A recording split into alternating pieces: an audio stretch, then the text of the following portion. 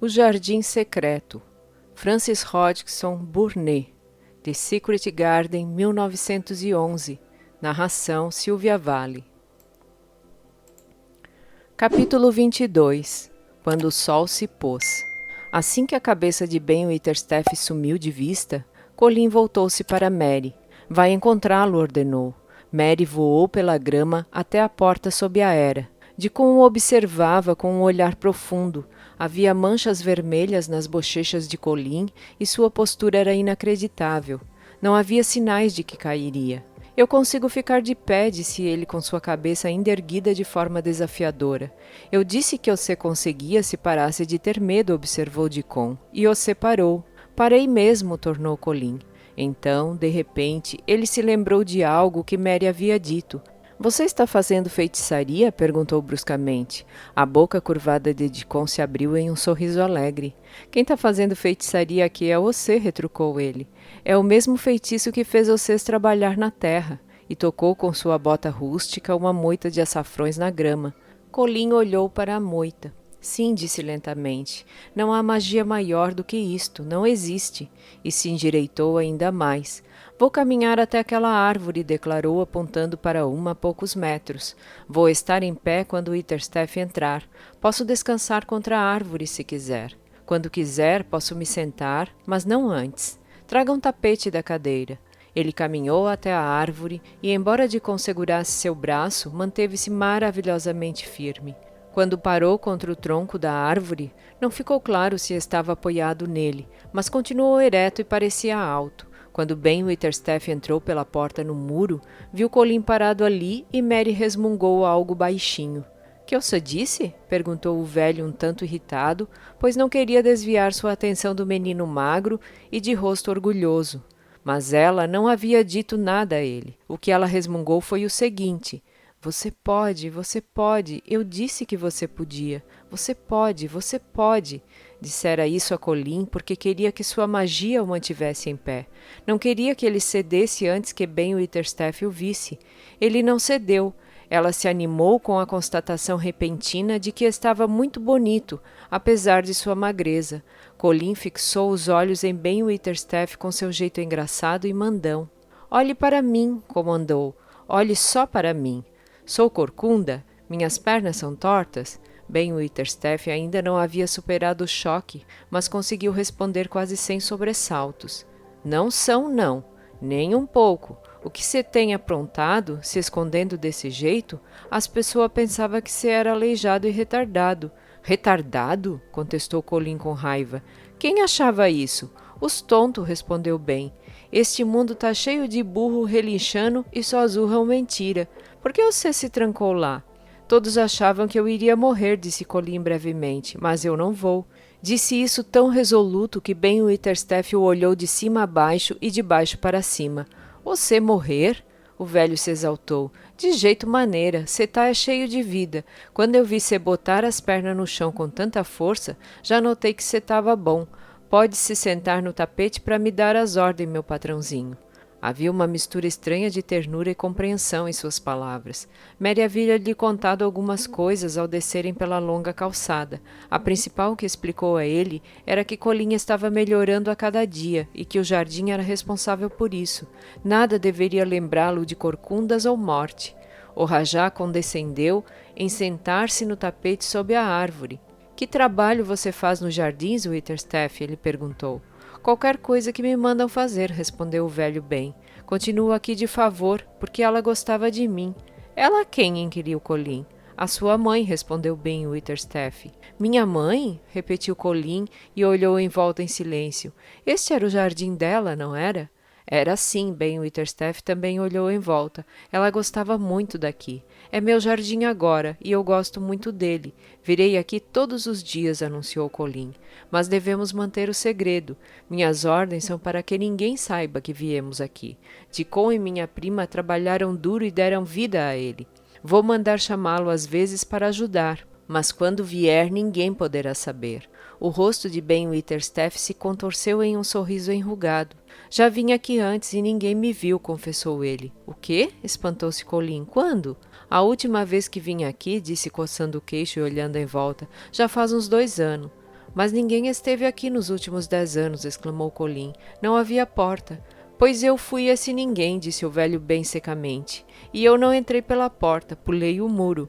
O reumatismo não me deixou mais no último 2 anos. Você veio e fez um pouco de poda, Dicon interveio. Eu não conseguia mesmo entender essa parte. Ela gostava tanto disso. Como gostava, continuou Ben Witherstaff lentamente. E ela era uma moça muito bonita. Uma vez ela me disse sorrindo, bem, se eu ficar doente ou for embora, você vai cuidar das minhas roseiras. Quando ela foi embora, as ordens eram que ninguém podia chegar perto daqui, mas eu vinha, contou com uma obstinação mal-humorada.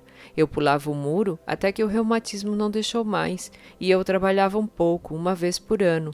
Ela deu a sua ordem primeiro. O jardim estaria ainda pior se você não tivesse vindo, observou Dicon. Eu bem que notei. Estou feliz que tenha feito isso, Witherstaff, disse Colin. Você saberá guardar segredo. Sim, pode deixar, senhor, respondeu Ben. E vai ser mais fácil um homem com reumatismo entrar pela porta. Mary deixou cair a espátula na grama perto da árvore. Colin estendeu a mão e a pegou. Uma expressão estranha surgiu em seu rosto e ele começou a cavalcar a terra. Sua mão magra estava fraca e Mary observou com interesse. Quase sem fôlego, quando ele enfiou a ponta da ferramenta no solo e a torceu para o lado. Você consegue, disse Mary para si mesmo. Tenho certeza que sim. Os olhos redondos de Dicon brilhavam com uma ávida curiosidade, mas ele não disse nada. Ben Witherstaff observava com atenção. Colin perseverou. Depois de revirar algumas colheradas de terra, comentou exultante com Dicon em seu melhor Yorkshire. Você disse que me faria andar por aqui igual às outras pessoas e disse que eu ia cavar. Eu achava que você só estava mentindo para me agradar. Hoje é só o primeiro dia e eu já andei. Agora olha só eu cavando. O queixo de Ben Witherstaff caiu novamente ao ouvir aquilo, mas logo disparou uma gargalhada. Eita, divertiu-se. Cê parece que tá em sã consciência agora. Cê é um rapaz de Yorkshire, te juro, e tá cavando também. Que tal plantar um pouco de alguma coisa? Vou te dar uma roseira num vaso. Vá lá pegar, pediu Colin cavando com entusiasmo. Rápido, rápido! E rapidamente Ben Witherstaff seguiu seu caminho, esquecendo-se do reumatismo. Dicon pegou sua pá e cavou um buraco mais fundo e mais largo do que o novo lavrador de mãos finas e brancas seria capaz. Mary foi correndo buscar um regador. Enquanto Dicon aprofundava o buraco, Colin se manteve revirando a terra fofa. Olhou para o céu, corado e suado pelo novo esforço, por mais leve que fosse. Quero terminar antes que o sol se ponha, afirmou ele. Mary pensou que talvez o sol se detivesse alguns minutos por bondade. Ben Witherstaff trouxe uma roseira da estufa. Veio mancando sobre a grama apressado e animado. Então se ajoelhou perto do buraco e quebrou o vaso. Aqui, rapaz, disse ele, entregando a árvore para Colin. Coloca na terra igual ao rei quando conquista uma terra nova. As mãos finas e brancas tremeram um pouco, e o rubor de Colin ficou mais forte. O menino baixou a roseira e a segurou enquanto o velho Ben socava a terra na cova para que a muda de roseira fosse firmada. Mary estava inclinada para a frente, com as mãos sobre os joelhos. Fuligem desceu voando e marchou até perto deles. Nut e Shell conversavam sobre a cena do alto de uma cerejeira. Está plantada, declarou Colin finalmente. E o sol ainda brilha. Ajude-me a levantar, Dicon. Quero estar de pé quando ele se for. Isto é parte da magia. Dicon o ajudou, e o feitiço, ou seja lá o que for, lhe deu forças para que, mesmo após o sol desaparecer no horizonte e encerrar aquela tarde inusitada e adorável, ele continuasse em pé e sorrindo. Capítulo 23. Magia. O Dr. Craven já esperava há algum tempo quando eles chegaram na casa. Ele já ponderava se não seria sensato enviar alguém para procurá-los nos caminhos dos jardins. Quando Colin foi colocado de volta em seu quarto, o pobre homem olhou para ele seriamente. Você não deveria ter ficado tanto tempo, criticou ele. Não pode se esforçar muito. Não estou nem um pouco cansado, retrucou Colin. Me fez muito bem. Amanhã vou sair de manhã e também à tarde. Não sei se posso permitir isso, advertiu o Dr. Craven. Acho que não seria muito sábio. Não seria sábio tentar me impedir, revidou Colin muito sério. Eu vou. Até Mary descobrira que uma das principais peculiaridades de Colin era sua absoluta ignorância sobre a grosseria com que tratava as pessoas. Ele vivera toda a sua vida como o rei de uma espécie de ilha deserta e desenvolvera modos próprios sem ninguém com quem pudesse se comparar. De fato, Mary era bastante parecida com ele, e desde que chegara a Mrs. White, descobrira aos poucos que seus próprios modos não eram comuns ou amigáveis. Ao fazer essa descoberta, ela naturalmente pensou que fosse importante o suficiente para avisar Colin. Então, após o Dr. Craven se retirar, ela se sentou e olhou para ele com curiosidade por alguns minutos. Queria que ele lhe perguntasse por que estava daquela maneira, e é claro que conseguiu. Por que está olhando para mim? Perguntou ele. Estou pensando que sinto pena do Dr. Craven. Eu também, concordou Colin calmamente, mas não sem um certo ar de satisfação. Ele não vai mais herdar Mrs. White, já que eu não vou mais morrer. Sinto por ele por causa disso, é claro, observou Mary. Mas eu estava pensando que deve ser terrível ter de ser gentil por 10 anos com um menino sempre tão rude. Eu nunca aguentaria isso. Eu sou rude? Colin perguntou imperturbável. Se você fosse o filho dele e ele fosse o tipo de homem que bate em crianças, continuou Mary, teria te dado um tapa. Mas ele não ousaria, revidou Colin. Não, ele não ousaria, respondeu Dona Mary, refletindo sem se policiar. Ninguém jamais se atreveu a fazer nada que você não gostasse, porque você ia morrer e coisas assim. Você era um coitadinho. Mas, anunciou Colin teimosamente, não serei mais um coitadinho. Não vou deixar que pensem isso de mim. Fiquei de pé sozinho hoje. É por fazer as coisas sempre do seu jeito que você é tão esquisito, concluiu Mary em voz alta. Colin virou a cabeça carrancudo. Eu sou esquisito, disparou. É, respondeu Mary, e muito. Mas você não precisa ficar zangado, continuou com imparcialidade, porque eu também sou, e Ben Witherstaff também, mas não sou mais tão esquisita como era antes de começar a gostar de pessoas e de encontrar o jardim. Não quero ser esquisito, disse Colin, não serei. E novamente franziu a testa com determinação. Como era um menino muito orgulhoso, ficou pensando por um tempo. E então Mary viu seu lindo sorriso começar a mudar gradualmente todo o seu rosto. Vou parar de ser esquisito, anunciou ele. Se for todos os dias ao jardim. Há uma magia ali. Um feitiço bom, sabe, Mary? Tenho certeza de que sim. Eu também, concordou Mary. Mesmo que não seja magia de verdade, disse Colin. Podemos fingir que é. Tem alguma coisa lá. É magia, insistiu Mary. Mas não negra. É branca como a neve. Eles sempre chamaram a isso de magia e, de fato, parecia ser verdade nos meses que se seguiram, meses maravilhosos, radiantes e incríveis. As coisas que aconteceram naquele jardim. Quem nunca teve um jardim não pode entender, e mesmo quem já teve um, precisaria de um livro inteiro para descrever tudo o que aconteceu ali. A princípio, parecia que as coisas verdes nunca cessariam de abrir caminho na terra, na grama, nos canteiros e até mesmo nas fendas dos muros. Então elas começaram a mostrar seus botões, e os botões começaram a desabrochar e a mostrar suas cores, todos os tons de azul e de púrpura, todos os matizes e tons de carmesim. Em seus dias felizes, as flores eram vistas em cada centímetro, buraco e canto. Ben Witherstaff notou aquilo e ele próprio raspou a argamassa de entre os tijolos dos muros e fez bolsões de terra para que os lindos ramos pendentes pudessem vicejar.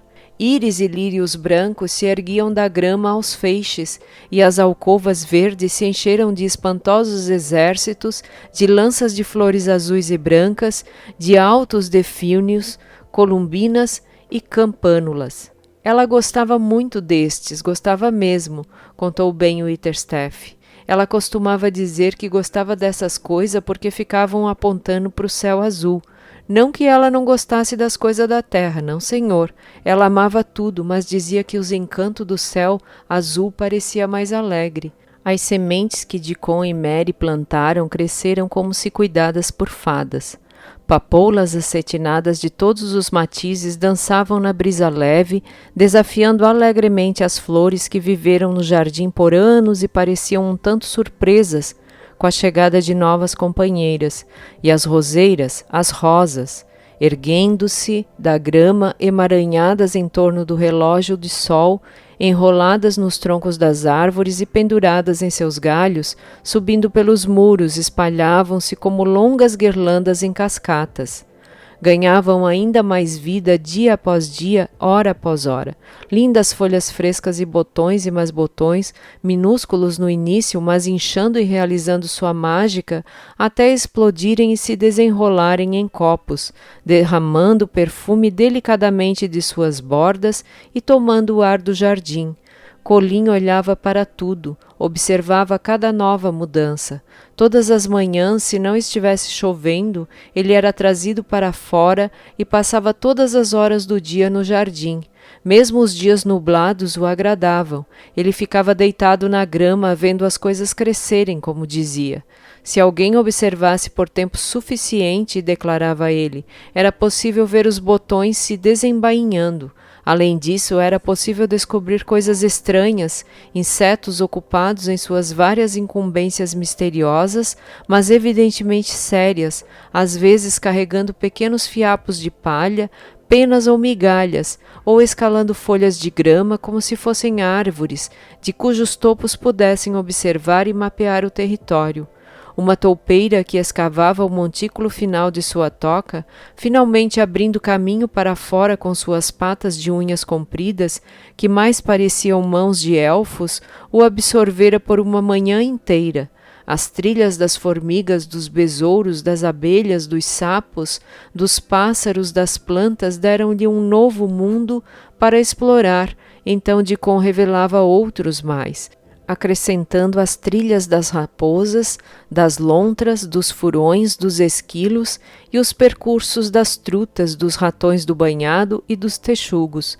Não havia fim para assuntos e pensamentos. Isto não era sequer a metade do feitiço. O fato de realmente ter se colocado em pé fez Colin pensar profundamente, e quando Mary lhe contou sobre o feitiço que ela havia entoado, ele ficou animado e o aprovou fervorosamente. Ele falava disso constantemente. É claro que deve haver muita magia no mundo, disse sabiamente certo dia, mas as pessoas não sabem como ela é ou como fazê-la. Talvez o começo seja apenas dizer que coisas boas vão acontecer até que você as faça acontecer. Vou experimentar fazer isso. Na manhã seguinte, quando foram ao jardim secreto, ele mandou chamar Ben Witherstaff imediatamente. Ben veio o mais rápido que pôde e encontrou o Rajá em pé sob uma árvore, muito imponente, mas também com um lindo sorriso. Bom dia, Ben Witherstaff, cumprimentou. Quero que você, Dicon e a senhorita Mary se aproximem e me escutem, porque vou lhes contar algo muito importante. Sim, senhor, respondeu Ben Witherstaff, tocando sua testa. Um dos encantos há muito ocultos de Ben Witherstaff era que em sua infância uma vez fugira para fazer viagens ao mar, portanto às vezes ele respondia como um marujo. Vou tentar um experimento científico, anunciou o Rajá. Quando eu crescer, farei grandes descobertas e vou começar agora com essa experiência. Sim, senhor, disse Ben Witherstaff de prontidão, embora aquela fosse a primeira vez em que ouvia falar de grandes experimentos científicos. Também foi a primeira vez que Mary ouviu falar sobre aquilo, mas ainda assim percebeu que, mesmo estranho como era, Colin havia lido muito sobre coisas singulares e, de alguma forma, era um garoto muito convincente. Quando ele erguia a cabeça e fixava aqueles olhos estranhos nas pessoas, era impossível não acreditar nele, quase a despeito de si mesmo, embora ele tivesse apenas 10 anos, quase 11. Naquele momento ele foi especialmente convincente, pois sentia o fascínio de discursar como uma pessoa adulta. As grandes descobertas científicas que farei, continuou ele, serão sobre a magia. A magia é algo muito interessante, mas poucos sabem algo concreto sobre ela, exceto alguns autores de livros antigos. E Mary, um pouco, porque ela nasceu na Índia, onde moram os faquires. Acredito que Dicon saiba um pouco sobre feitiços, mas talvez não saiba que sabe. Ele encanta animais e pessoas. Eu nunca o teria deixado me ver se não fosse um encantador de animais, embora também seja um menino encantador, porque um menino é um animal. Tenho certeza de que existe magia em tudo, só que não temos conhecimento suficiente para controlá-la e fazer com que ela faça coisas por nós, como a eletricidade e os cavalos a vapor.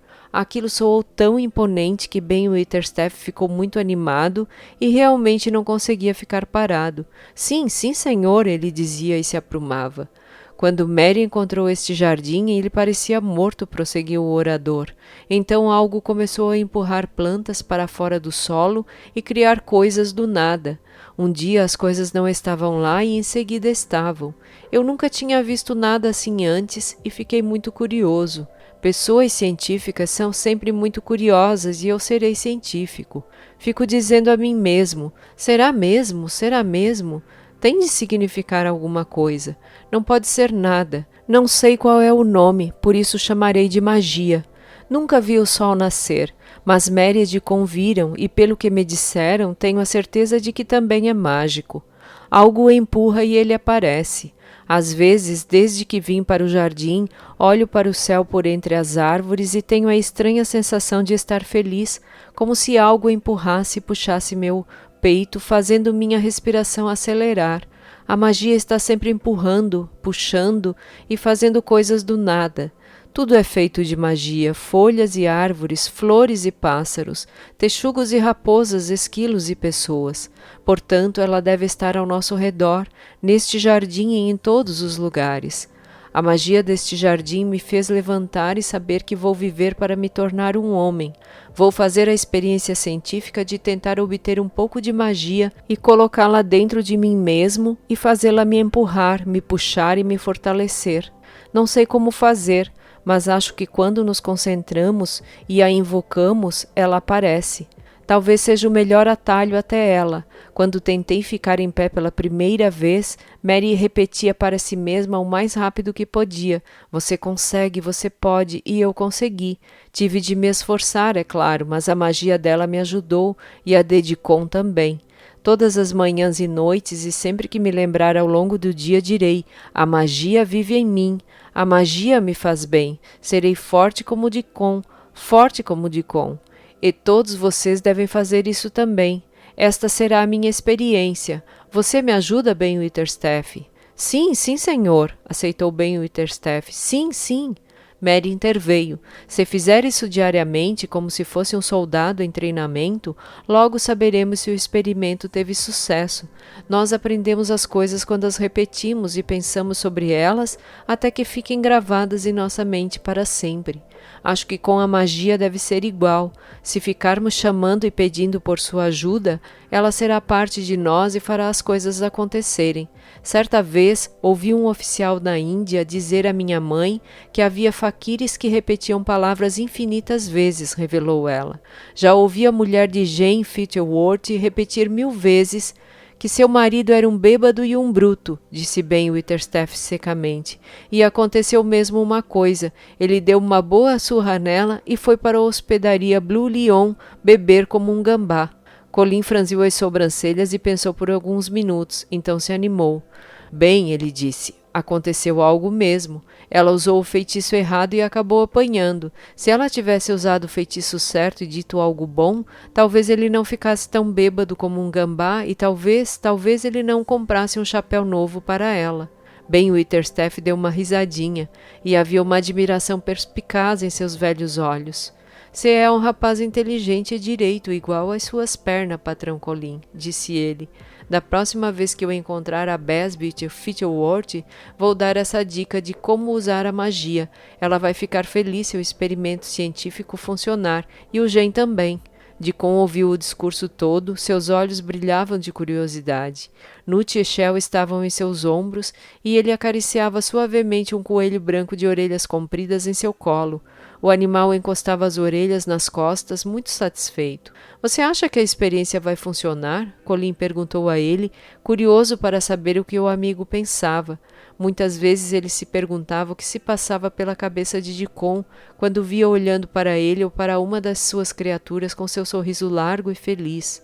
Deacon sorriu, um sorriso mais largo que o normal. Acho, respondeu. Acho mesmo.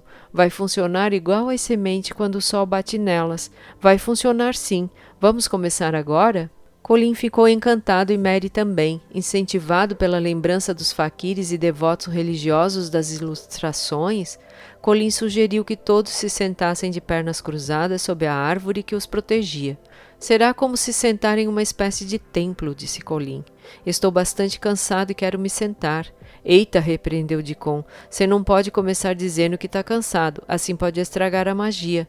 Colin se virou e encarou seus inocentes olhos redondos. Tem razão, disse ele lentamente. Eu só devo pensar na magia.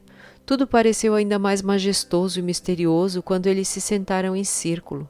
Ben Witherstaff sentiu-se como se de alguma forma tivesse sido levado a comparecer a um encontro da igreja.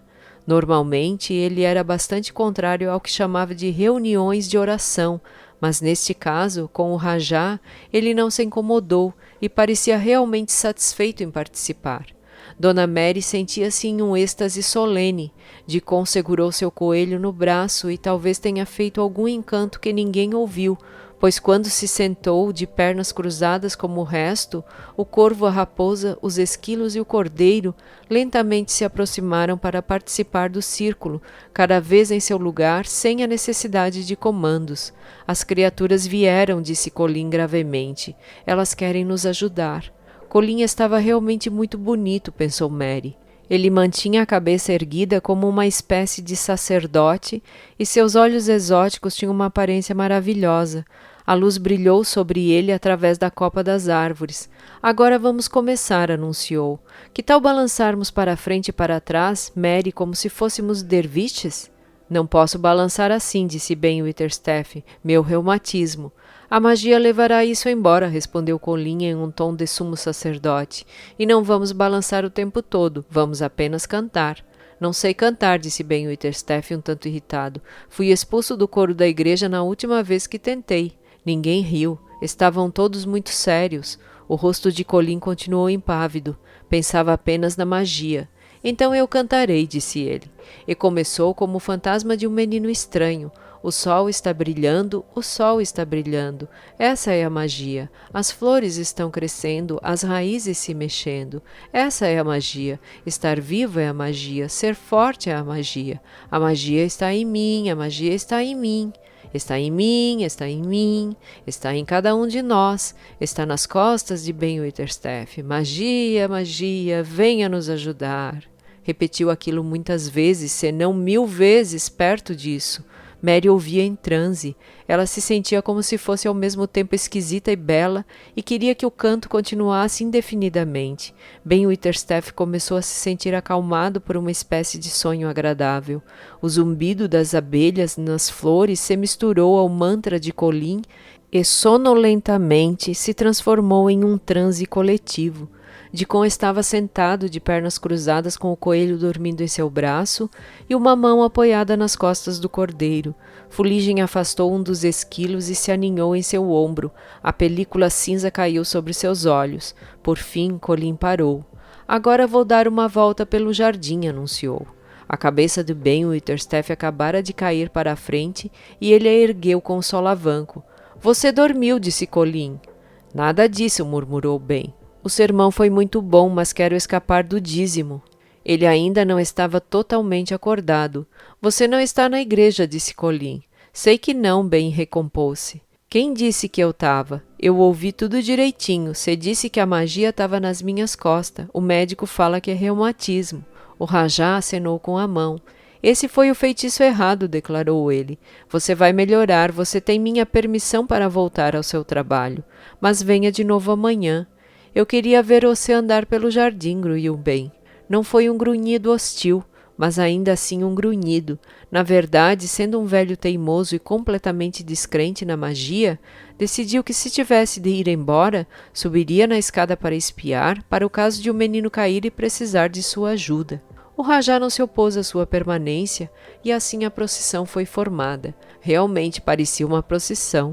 Colin ia à frente com Dicon de um lado e Mary do outro. Ben Witherstaff caminhava atrás deles e as criaturas os seguiam.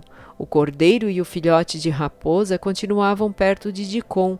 O coelho branco pulava ou parava para mordiscar algo e Fuligem os seguia com a solenidade de um líder. A procissão se moveu lenta, mas dignamente. A cada poucos metros paravam para descansar. Colin apoiou-se no braço de Deacon e Ben Witherstaff manteve sua vigilância, mas de vez em quando Colin soltava a mão e dava alguns passos sozinho. Sua cabeça se manteve erguida o tempo todo e ele parecia muito imponente. A magia está em mim, proferiu ele. A magia está me deixando forte. Eu posso sentir. Parecia muito certo de que algo o sustentava e fortalecia. Sentou-se nos bancos das alcovas e 1 ou 2 vezes sentou-se na grama e várias vezes parou no caminho e se apoiou em Deacon, mas não desistiu até dar uma volta completa no jardim. Quando voltou para a árvore costumeira, suas bochechas estavam rosadas e ele parecia triunfante. Eu consegui! A magia funcionou! Exclamou. Esta é a minha primeira descoberta científica. O que o Dr. Craven vai dizer? Interrompeu Mary. Ele não vai dizer nada, Colin respondeu, porque ele não vai saber. Este deve ser o maior segredo de todas. Ninguém deve saber nada sobre isso até que eu fique forte e possa andar e correr como um menino normal. Virei aqui todos os dias na minha cadeira e serei levado de volta nela. Não permitirei que as pessoas comentem e façam perguntas, e não deixarei meu pai saber sobre isso até que o experimento seja um sucesso completo. Então, algum dia, quando ele voltar para Mr. White, simplesmente entrarei em seu escritório e direi: aqui estou, sou um menino como qualquer outro. Estou muito bem e viverei para ser um homem. Tudo isso por causa de uma experiência científica. Ele vai pensar que está sonhando, gritou Mary. Ele não vai acreditar. Colin corou, triunfante.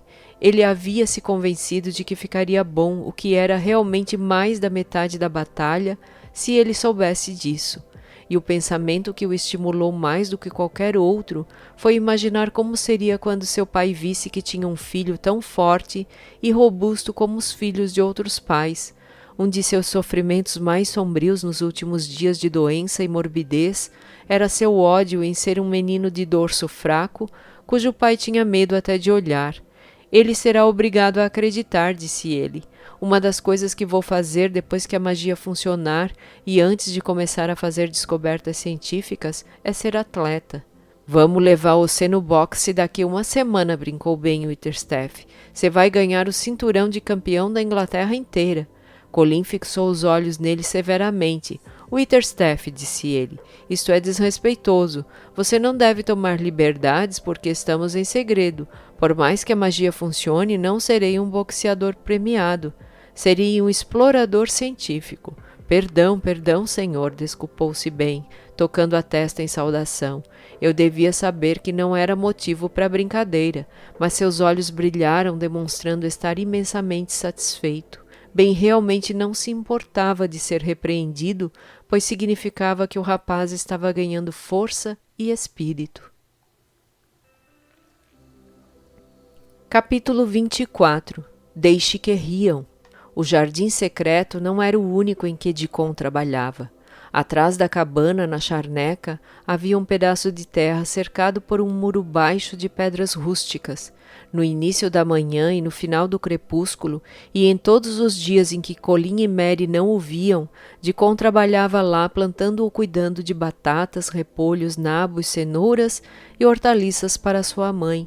Ele fazia maravilhas na companhia de suas criaturas e aparentemente nunca se cansava delas.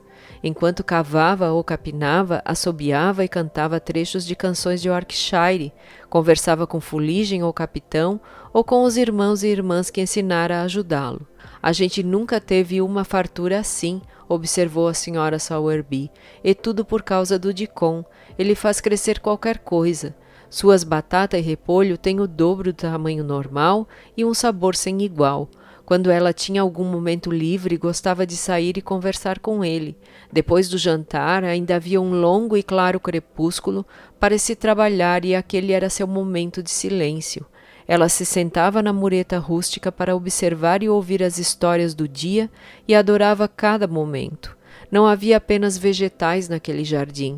Às vezes Dicom comprava pacotes de sementes baratas e cultivava flores acetinadas e perfumadas entre os arbustos de groselha e repolhos, e nas beiradas, minhonetes, rosas, amores perfeitos e outras cujas sementes ele poderia guardar por anos, cujas raízes floresceriam a cada primavera e se espalhavam com o tempo em delicados tufos. A mureta era uma das coisas mais belas de Yorkshire, porque ele enfiava dedaleiras, samambaias, agrião e flor de sebe em todas as fendas, até que apenas muito pouco das pedras nuas pudessem ser visto. Só o que tem de fazer para eles prosperar, mãe, dizia ele, é ser amigo deles, só isso. Eles são exatamente como as outras criaturas. Se tiverem sede, a gente dá de beber, e se tiverem fome, a gente dá um pouco de comida. Eles querem viver igual nós. Se eles morrem, eu me sinto como um menino mau que não tratou deles com amor. Foi em uma dessas horas de crepúsculo que a senhora Sowerby se inteirou de tudo o que acontecia na mansão Miss White. A princípio, ela apenas fora informada de que o patrão Colin havia gostado de sair com a senhorita Mary e que aquilo lhe fizera bem, mas não demorou muito para que as duas crianças concordassem que a mãe de Dicom poderia compartilhar do segredo. De alguma forma, não havia dúvidas de que ela era muito de confiança. Então, numa bela e tranquila noite, Dicom contou a história com todos os detalhes emocionantes sobre a chave enterrada, o pisco e o véu cinzento que cobria o jardim e fazia tudo parecer morto, e o segredo que Dona Mary planejara nunca revelar sobre como ela compartilhou seu segredo com Dicom, os receios do patrão Colin e o drama final de sua introdução ao território oculto, combinados com o incidente do rosto furioso de Ben Witherstaff por cima do muro e a repentina força revoltada do patrão Colin, tudo isso fez o belo rosto da senhora Sowerby mudar de cor várias vezes.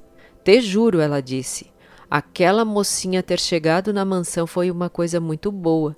Foi o que deixou ela melhor e o que salvou ele, ficando em pé, e a gente aqui pensando que ele era um pobre coitado retardado sem nenhum osso reto. Ela fez muitas perguntas e seus olhos azuis se enchiam de pensamentos profundos. O que eles acham disso na mansão? Dele ter ficado tão bom e feliz que não reclama mais? Ela perguntou. Eles não sabem o que fazer, respondeu Dicom. O rosto dele fica melhor a cada dia. Tá engordando e não parece mais tão ossudo. A cor de cera tá sumindo. Mas ele precisa continuar reclamando um pouco, completou com um sorriso bastante distraído. Para que isso, misericórdia? Espantou-se a senhora Sowerby. Dicom deu uma risadinha. Para ninguém adivinhar o que está acontecendo. Se o médico descobre que agora ele fica de pé, vai escrever e contar para o patrão Craven. O patrão Colin está guardando o segredo para ele mesmo contar. Ele vai praticar magia nas pernas todos os dias até o pai voltar, e então ele vai marchar até o quarto dele e mostrar que ele é reto igual aos outros rapazes. Ele e a senhorita Mary acham que é melhor para o plano fingir um pouco de gemido e irritação por enquanto, para despistar as pessoas. A senhora Sowerby disfarçava uma risada baixa e divertida muito antes de ele terminar a última frase. Eita, ela disse, aqueles dois estão se divertindo, isso eu garanto. Eles vão se divertir muito ainda e não tem nada que criança goste mais do que faz de conta. Conta pra gente o que eles faz de com o meu menino. Dicom parou de arrancar ervas daninhas e sentou-se sobre os calcanhares para contar a ela. Seus olhos brilhavam de alegria. Nós leva o patrão Colin na sua cadeira toda vez que saímos, explicou ele. E ele fica bravo com o John, o empregado, por não carregar ele com cuidado. Ele finge que está muito frágil ainda e nunca levanta a cabeça até a gente ficar fora da vista dos criados. E ele grunhe e se irrita um pouco quando está sentado na cadeira. Ele e a senhorita Mary se diverte quando ele geme e reclama. Ela fala, pobre Colin, dói muito? Você é muito frágil, não é, Colin? Mas o problema é que às vezes eles mal conseguem segurar as gargalhadas. Quando estamos seguros dentro do jardim, eles riem até ficar sem fôlego. E eles tentam enfiar o rosto nas almofadas do patrão Colin, senão o jardineiro ouve caso algum deles esteja por lá. Quanto mais risada, melhor para eles, comentou a senhora Sowerby ainda rindo. Criança boa e saudável rindo todo dia é melhor do que remédio uma vez por ano. Esses dois vão engordar ou se vão. Eles estão engordando, disse Dicon. Eles têm tanta fome que não sabem como conseguir mais comida sem ninguém descobrir. O patrão Colin fala que se ele ficar pedindo mais comida, ninguém mais vai acreditar que é inválido. A senhorita Mary fala que ela vai deixar ele comer a parte dela, mas ele fala que se ela passar fome, vai emagrecer e que os dois precisam engordar junto. A senhora Sowerby riu tanto com a revelação dessa dificuldade que se balançou para frente e para trás em seu manto azul. Edicon riu com ela. Vou te contar uma coisa, rapaz, disse a senhora Sowerby quando conseguiu falar. Pensei num jeito de ajudar. Quando você for lá de manhã, você pega um bom balde de leite novo e eu vou assar um pão caseiro e uns bolinhos de groselha. Do jeito que vocês gostam. Nada é melhor que leite fresco e pão. Então, eles podem matar a fome no jardim e a comida boa que eles comem lá só vai encher mais as barrigas deles. Eita, mãe, Dicon ficou exultante. Que maravilha que você é. Você sempre tem uma saída para as coisas. Eles estavam bastante incomodados ontem. Eles não sabiam como iam se virar para pedir mais comida, porque eles estavam com aquele vazio por dentro. Eles são dois jovens crescendo rápido e a saúde está voltando para os dois. Criança assim parece lobo filhote e comida é carne e sangue para eles, observou a senhora Sowerby. Então ela sorriu, o mesmo sorriso curvo de Dicon. Eita, mas eles estão se divertindo, com certeza, disse ela. Ela estava muito certa, aquela maravilhosa e amável criatura-mãe, ao dizer que a brincadeira de faz de conta só aumentaria a felicidade. Para Colin e Mary, aquela era uma de suas fontes de diversão mais importantes. A ideia de se protegerem das suspeitas foi inconscientemente sugerida a eles primeiro pela intrigada enfermeira e depois pelo próprio Dr. Craven. Seu apetite está muito melhor, patrão Colin, comentou a enfermeira um dia. Você não comia nada e só reclamava de tudo. Agora não reclamo mais de nada, respondeu Colin. Ao notar a enfermeira encarando-o com curiosidade, lembrou-se de que talvez ele não devesse demonstrar estar tão bem ainda. Pelo menos as coisas não me irritam mais tanto. É o ar fresco.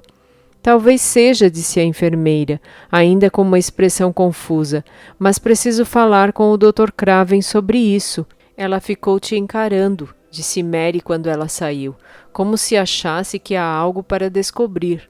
Não vou deixar que ela descubra nada, afirmou Colin. Ninguém vai descobrir nada ainda.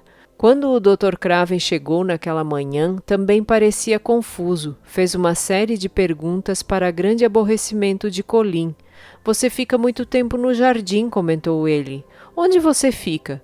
Colin assumiu seu ar favorito de completa indiferença à opinião alheia. Não quero que ninguém saiba aonde eu vou, respondeu ele. Fico em um lugar que gosto muito. Todo mundo tem ordens para ficar longe. Não quero ser vigiado e encarado, você sabe disso. Você fica fora o dia todo, mas não acho que isso fez mal a você, não mesmo. A enfermeira diz que você tem comido muito melhor do que antes. Talvez, disse Colin, movido por uma inspiração repentina. Mas talvez seja um apetite antinatural. Eu não acho. A comida parece agradar você, observou o Dr. Craven. Você está ganhando peso rapidamente e sua cor está melhor. Talvez, quem sabe, não estou inchado de febre, sugeriu Colin, assumindo um ar desanimador e melancólico. Pessoas que não vão viver muitas vezes ficam diferentes. O Dr. Craven balançou a cabeça. Ele segurava o pulso de Colin, então arregaçou a manga e apertou seu braço. Você não está febril, disse ele pensativo, e o peso que você ganhou é saudável. Se continuar assim, meu menino, não precisaremos mais falar em morte. Seu pai ficará feliz em saber dessa notável melhora. Não permito que ele saiba, Colin irrompeu ferozmente. Só vai desapontá-lo se eu piorar de novo, e posso piorar esta noite. Posso ficar com uma febre alta. Sinto como se ela já estivesse começando agora. Não quero nenhuma carta enviada ao meu pai. Não quero, não quero. Você está me deixando com raiva e sabe como isso é ruim para mim. Já estou até com calor. Odeio que escrevam e que falem sobre mim tanto quanto odeio ser observado. Shhh, meu garoto. O Dr. Craven o acalmou. Nada será enviado sem a sua permissão. Você é muito sensível a respeito das coisas. Não desperdice o bem que já foi feito. O médico não disse mais nada sobre escrever para o Sr. Craven, e quando viu a enfermeira, advertiu-a em particular de que tal possibilidade não deveria ser mencionada ao paciente. O menino está extraordinariamente melhor, observou ele. Seu avanço parece quase anormal. Está claro que agora faz por conta própria o que não podíamos obrigá-lo a fazer antes. Mesmo assim, ele ainda se irrita com muita facilidade e devemos evitar isso a qualquer custo. Mary e Colin ficaram muito alarmados e conversaram ansiosamente. Foi a partir desse acontecimento que iniciaram seu plano de faz de conta. Talvez fosse bom eu ter um acesso de raiva, disse Colin com pesar. Não quero e nem estou infeliz o suficiente para simular um. Acho que nem conseguiria. Aquele caroço não aparece mais na minha garganta e só penso em coisas boas em vez das terríveis. Mas se falarem sobre escrever ao meu pai, terei de fazer alguma coisa. Decidiram comer menos, mas infelizmente não foi possível concretizar essa ideia brilhante, pois a mesa posta perto de seu sofá todas as manhãs os faziam acordar com um apetite insaciável. Um desjejum de pão caseiro e manteiga fresca, ovos brancos como a neve, geleia de framboesa e creme de leite. Mary sempre tomava seu café da manhã com Colin, e quando se encontravam à mesa, principalmente se houvesse fatias de presunto fumegante exalando seu aroma, debaixo da tampa de prata, entreolhavam-se desesperados. Acho que teremos de comer tudo esta manhã, Mary. Colin sempre terminava dizendo, podemos deixar sobrar um pouco do almoço e uma parte maior do jantar, mas eles nunca conseguiam mandar nada de volta e os pratos eram devolvidos à copa tão vazios e limpos que despertavam muitos comentários. Eu gostaria, Colin dizia também, que as fatias de presunto fossem mais grossas, sem contar que apenas um muffin para cada um não é suficiente.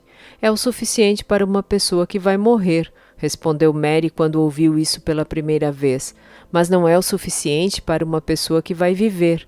Às vezes sinto como se pudesse comer 3 deles, quando o aroma das urzes frescas e do tojo da charneca entram pela janela aberta. Na manhã em que Dicon, depois de terem se divertido no jardim por cerca de 2 horas, tirou detrás de uma grande roseira 2 baldes de lata e revelou que um estava cheio de leite fresco coberto de nata e o outro guardava pãezinhos de groselha feitos em casa, envolvidos cuidadosamente em um guardanapo azul e branco, e ainda quentes, houve um tumulto de alegria e surpresa. Que ideia maravilhosa da senhora Sowerby! Que mulher gentil e inteligente ela devia ser! Como os pães eram gostosos e que leite fresco delicioso! A magia vive nela assim como em Dicon, disse Colin. Isso a faz pensar em maneiras de fazer coisas boas. Ela é uma pessoa mágica. Diga a ela que somos gratos, Dicon, extremamente gratos. Ele costumava usar frases um tanto adultas às vezes, e gostava delas. Gostava tanto que as praticava. Diga a ela que tem sido muito generosa e que nossa gratidão é extrema. E então, esquecendo-se de sua altivez, se empanturrou de pãezinhos e bebeu leite do balde aos goles, como qualquer menino faminto que se exercita e respira o ar da charneca e cujo café da manhã já havia sido consumido mais de 2 horas atrás. Aquele seria o primeiro de muitos outros agradáveis acontecimentos similares, mas eles despertaram para o fato de que, como a senhora Sowerby tinha 14 pessoas para alimentar, ela poderia não ter o suficiente para satisfazer outros 2 apetites extras. Então pediram a ela que os deixasse enviar alguns de seus shillings para comprar mais ingredientes.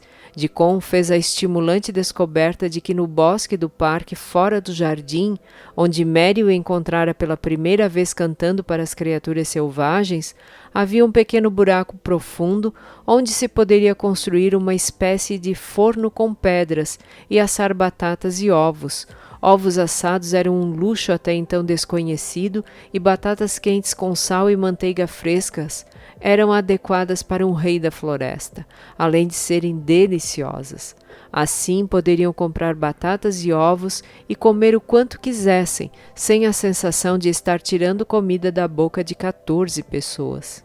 Em todas as belas manhãs a magia era praticada pelo círculo místico sobre a ameixeira, que fornecia uma copa de folhas verdes cada vez mais espessa após seu breve período de floração. Depois da cerimônia, Colin sempre fazia seus exercícios de caminhada e, ao longo do dia, exercia de quando em quando seu poder recém-descoberto. Ele ficava mais forte, andava com mais firmeza e chegava mais longe.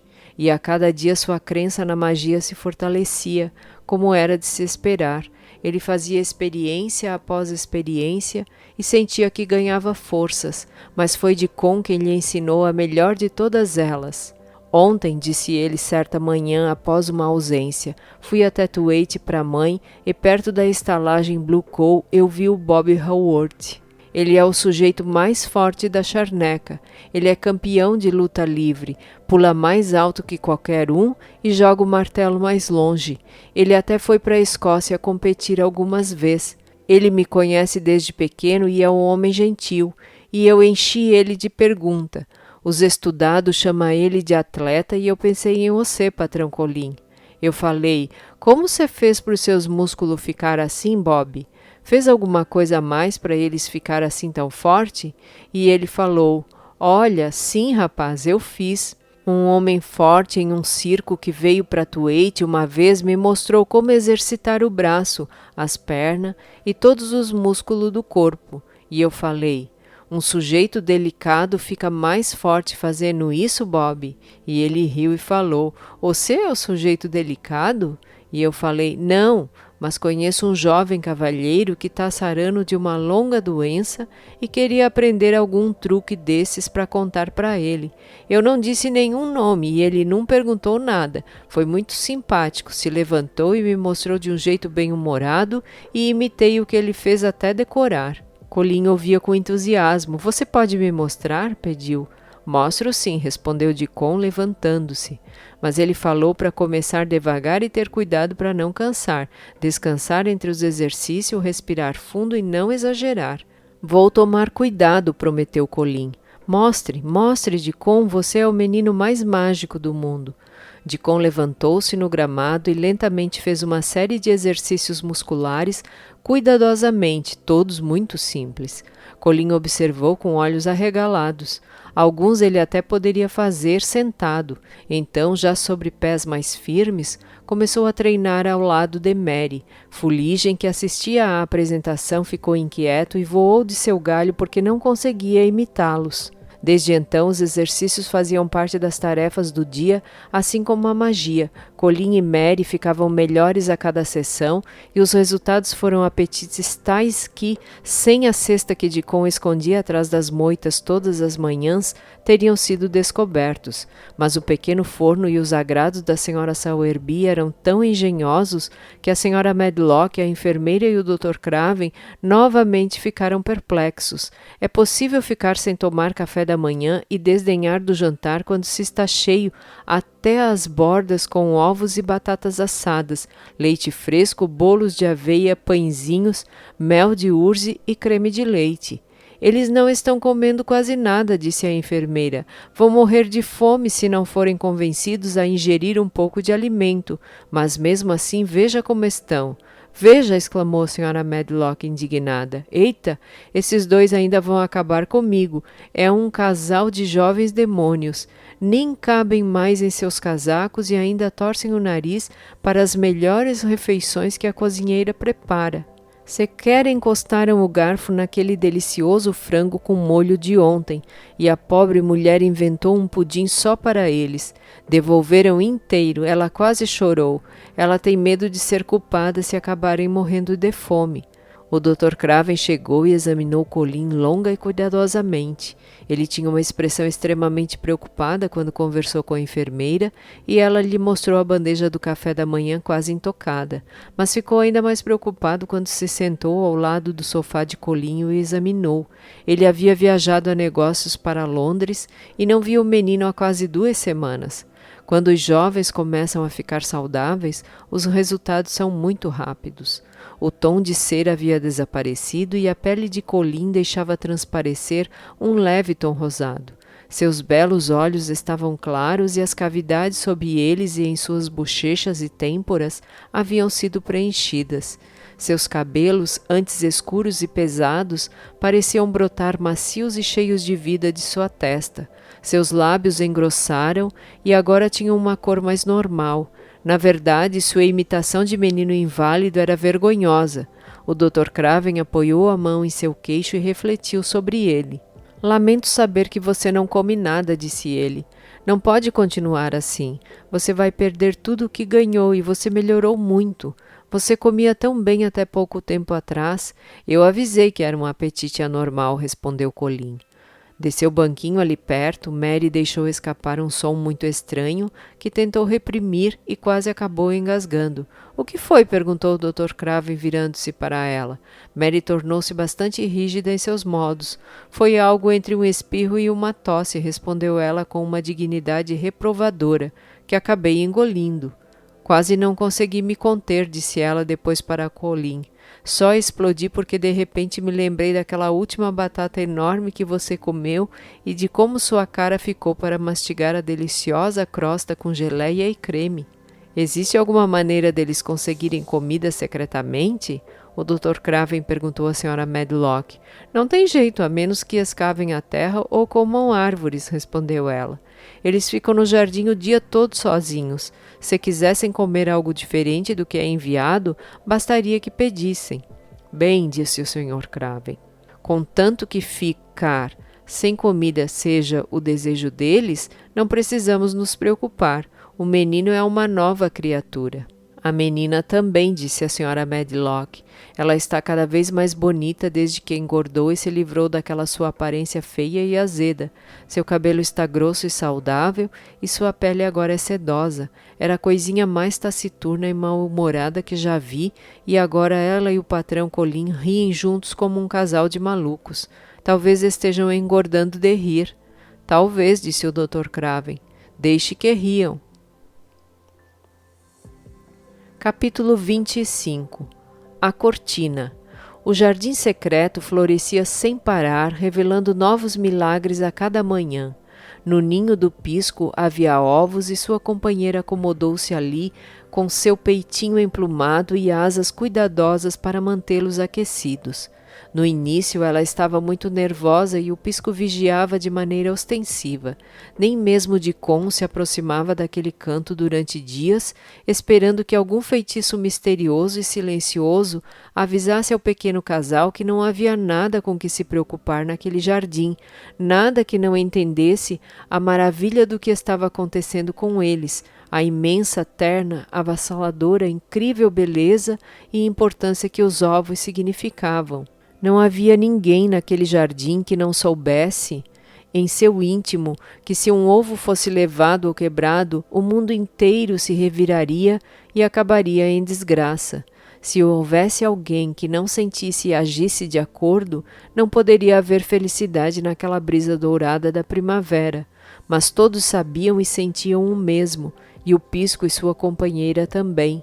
A princípio, o pisco desconfiava bastante de Mary e Colin.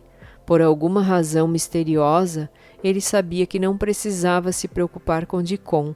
No primeiro momento em que pôs seu olho negro e brilhante como orvalho em Dicon, entendeu que não era um estranho, mas uma espécie de pisco sem bico nem penas.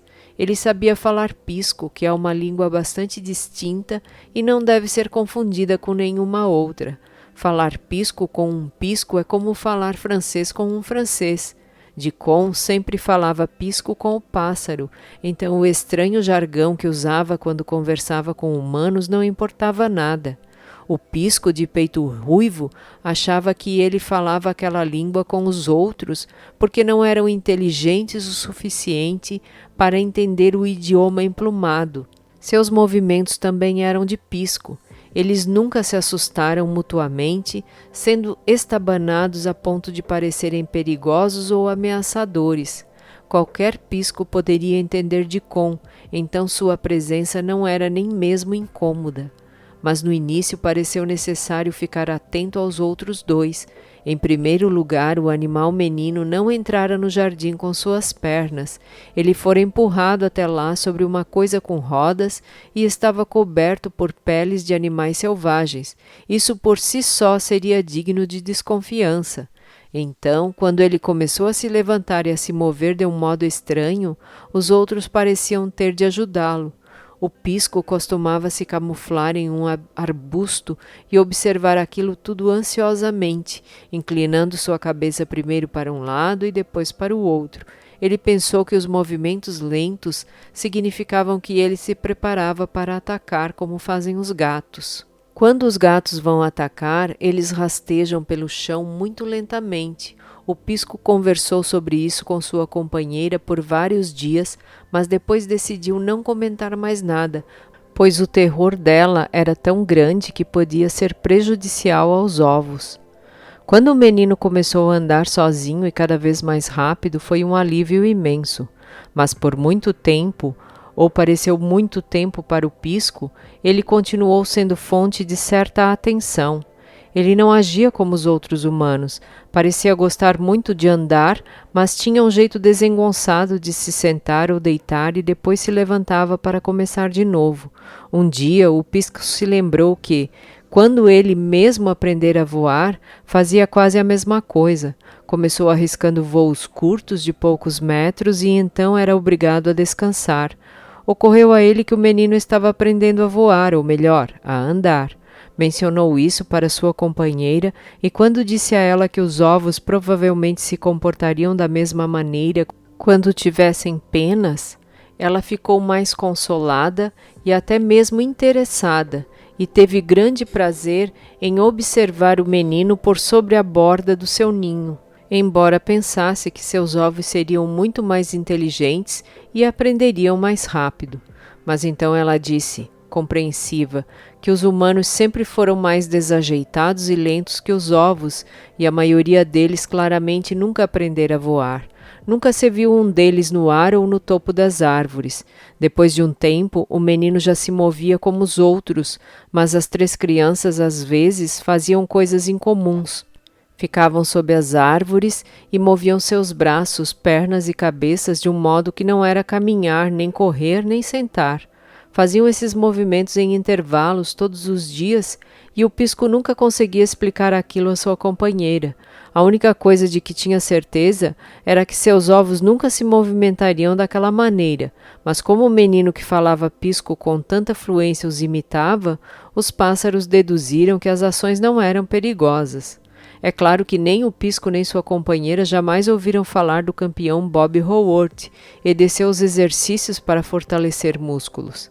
Piscos não são como seres humanos. Seus músculos são exercitados desde o nascimento e se desenvolvem de maneira natural. Se alguém precisa voar para encontrar cada refeição, seus músculos nunca se atrofiarão. Atrofiar significa ficar frágil por falta de uso. Quando o menino passou a andar, correr, cavar e remover essas ervas daninhas como os outros, o ninho no canto do jardim foi tomado por grande prazer e alegria. O medo pelos ovos tornou-se coisa do passado. Saber que seus ovos estavam tão seguros como se estivessem em um cofre de banco e o fato de poder assistir às coisas curiosas que aconteciam tornou o ambiente muito divertido. Nos dias de chuva, a mãe dos ovos até se sentia um pouco entediada sem as crianças no jardim.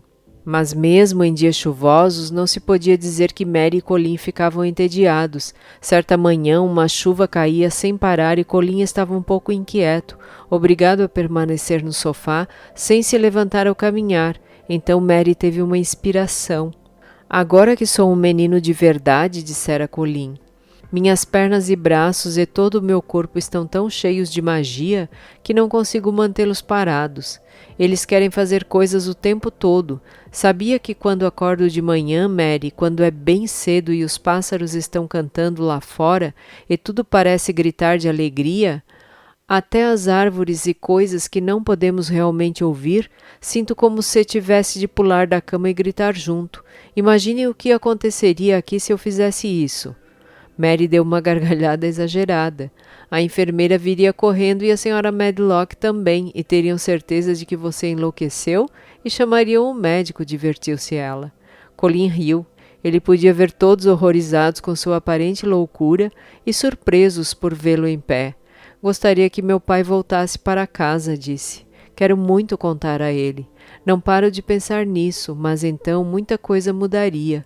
Não consigo ficar parado, deitado e fingindo, e além disso estou muito diferente. Gostaria que não estivesse chovendo hoje. Foi então que Dona Mary teve sua inspiração. Colin, ela começou misteriosamente, você sabe quantos quartos há nesta casa?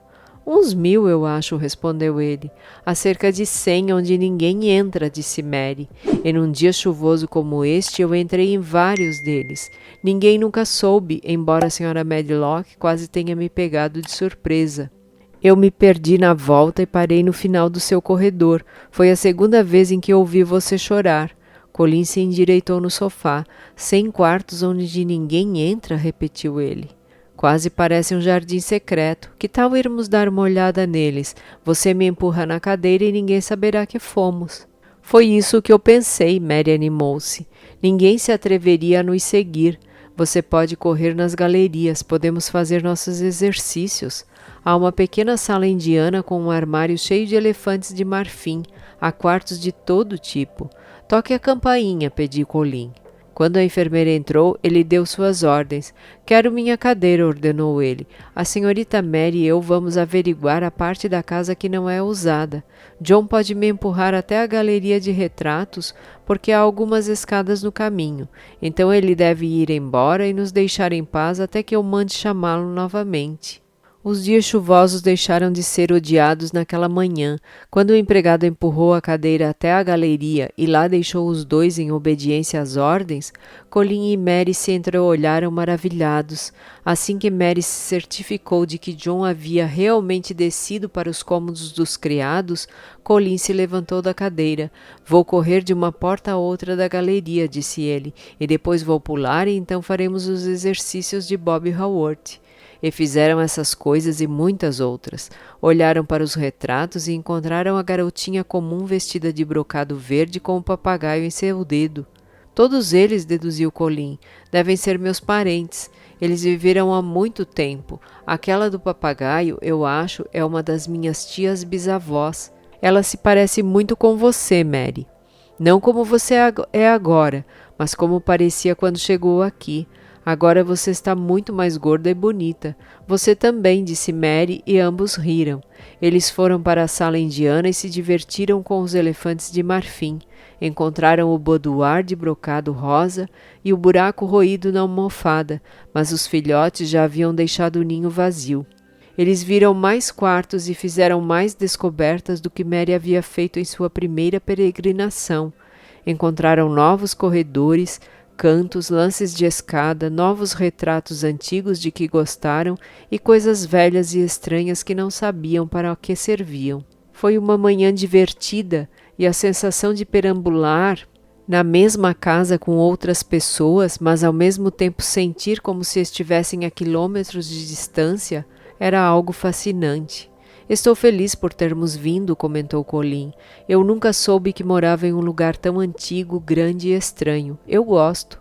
Vamos perambular em todos os dias de chuva. Sempre encontraremos novos cantos e coisas esquisitas. Naquela manhã, entre tantas coisas, também encontraram um apetite tão grande que ao voltarem para o quarto de Colin foi impossível mandar o almoço de volta intocado.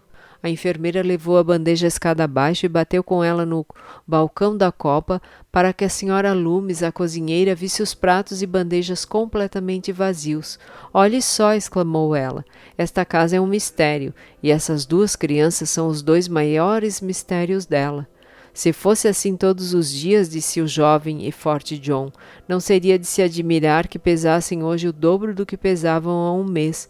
Eu teria de pedir demissão, com medo de machucar as minhas costas. Naquela tarde, Mary percebeu que algo havia mudado no quarto de Colin. Já havia notado no dia anterior, mas não disse nada, pois pensou que poderia ter sido sem querer. Ainda sem dizer nada, sentou-se e olhou fixamente para a foto sobre a lareira, pois sua cortina estava aberta. Essa era a mudança. Eu sei que você quer que eu fale, disse Colin ao percebê-la olhando fixamente. Eu sempre sei quando você quer que eu fale alguma coisa. Quer saber por que a cortina está aberta. Vou mantê-la assim. Por quê? Perguntou Mary. Porque o sorriso dela não me irrita mais. Há 2 noites acordei com o luar claro e senti como se a magia enchesse o quarto e tornasse tudo tão esplêndido que não consegui ficar parado. Eu me levantei e olhei pela janela. O quarto estava iluminado e o brilho da lua na cortina me levou a puxar a corda. Ela olhou para mim como se estivesse rindo, feliz em me ver. Fiquei com vontade de olhar mais para ela, quero vê-la sorrindo assim o tempo todo. Quem sabe ela não era uma espécie de maga? Você está tão parecido com ela agora, disse Mary, que até desconfio se você não é o fantasma dela transformado em menino. Essa ideia pareceu impressionar Colin. Ele refletiu e respondeu lentamente. Se eu fosse o fantasma dela, meu pai gostaria de mim. Você quer que ele goste de você? Perguntou Mary. Eu o odiava por não gostar de mim. Se ele começar a gostar agora, acho que devo contar a ele sobre a magia. Isso talvez o deixe mais feliz. Capítulo 26. É a mãe. A crença das crianças na magia não foi passageira. Depois dos rituais da manhã, Colin às vezes lhes dava aulas sobre o assunto. Gosto de fazer isso, explicou ele, porque quando eu crescer e fizer minhas grandes descobertas científicas, serei obrigado a dar palestras e assim já vou praticando. Só consigo dar palestras curtas agora porque ainda sou muito jovem, e além disso, Ben Witherstaff se sentiria na igreja e acabaria dormindo.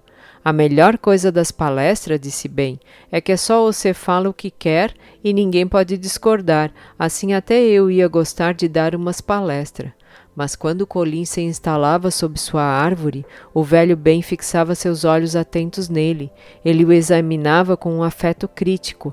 Não era tanto as palestras que o interessavam, mas as pernas do menino que pareciam mais retas e fortes a cada dia.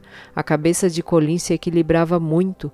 O queixo, antes pontudo, e as bochechas encovadas agora estavam cheios e arredondados, e seu olhar começava a ter a mesma luz que se lembrava ter visto em um outro par de olhos. Às vezes, quando Colin sentiu o olhar sério de Ben, o que significava que ele estava muito compenetrado, se perguntava sobre o que o velho estaria pensando. Uma vez, quando parecia muito extasiado, ele disparou. No que está pensando, Ben Witherstaff? Estava pensando, respondeu Ben, que você ganhou uns 2 quilos só esta semana, aposto. Estava olhando suas panturrilhas e os ombros. Eu queria pesar você. É o feitiço e os pãezinhos, o leite e as guloseimas da senhora Sowerby, afirmou Colin. Ela está claro que a experiência científica foi um sucesso. Naquela manhã, Deacon chegou muito tarde para ouvir a palestra. Estava corado de tanto correr e seu rosto engraçado parecia mais cintilante que o normal. Começaram a trabalhar, pois sempre havia muito o que fazer depois de uma chuvarada quente e abundante. A umidade era boa para as flores, mas também era boa para as ervas daninhas que lançavam suas pequeninas folhas e pontas e precisavam ser arrancadas antes que enraizassem. Agora, Colin era tão bom em arrancar o mato quanto qualquer um e podia dar sua aula enquanto fazia.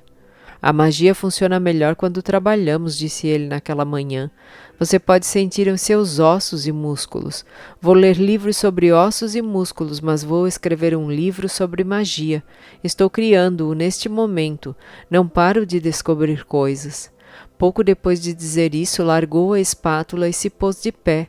Ficou em silêncio por vários minutos e todos perceberam que ele pensava em mais palestras, como já era costume. Mary e Deacon acharam que seu movimento brusco fora o resultado de um pensamento forte e repentino. Ele se esticou todo e lançou os braços para cima.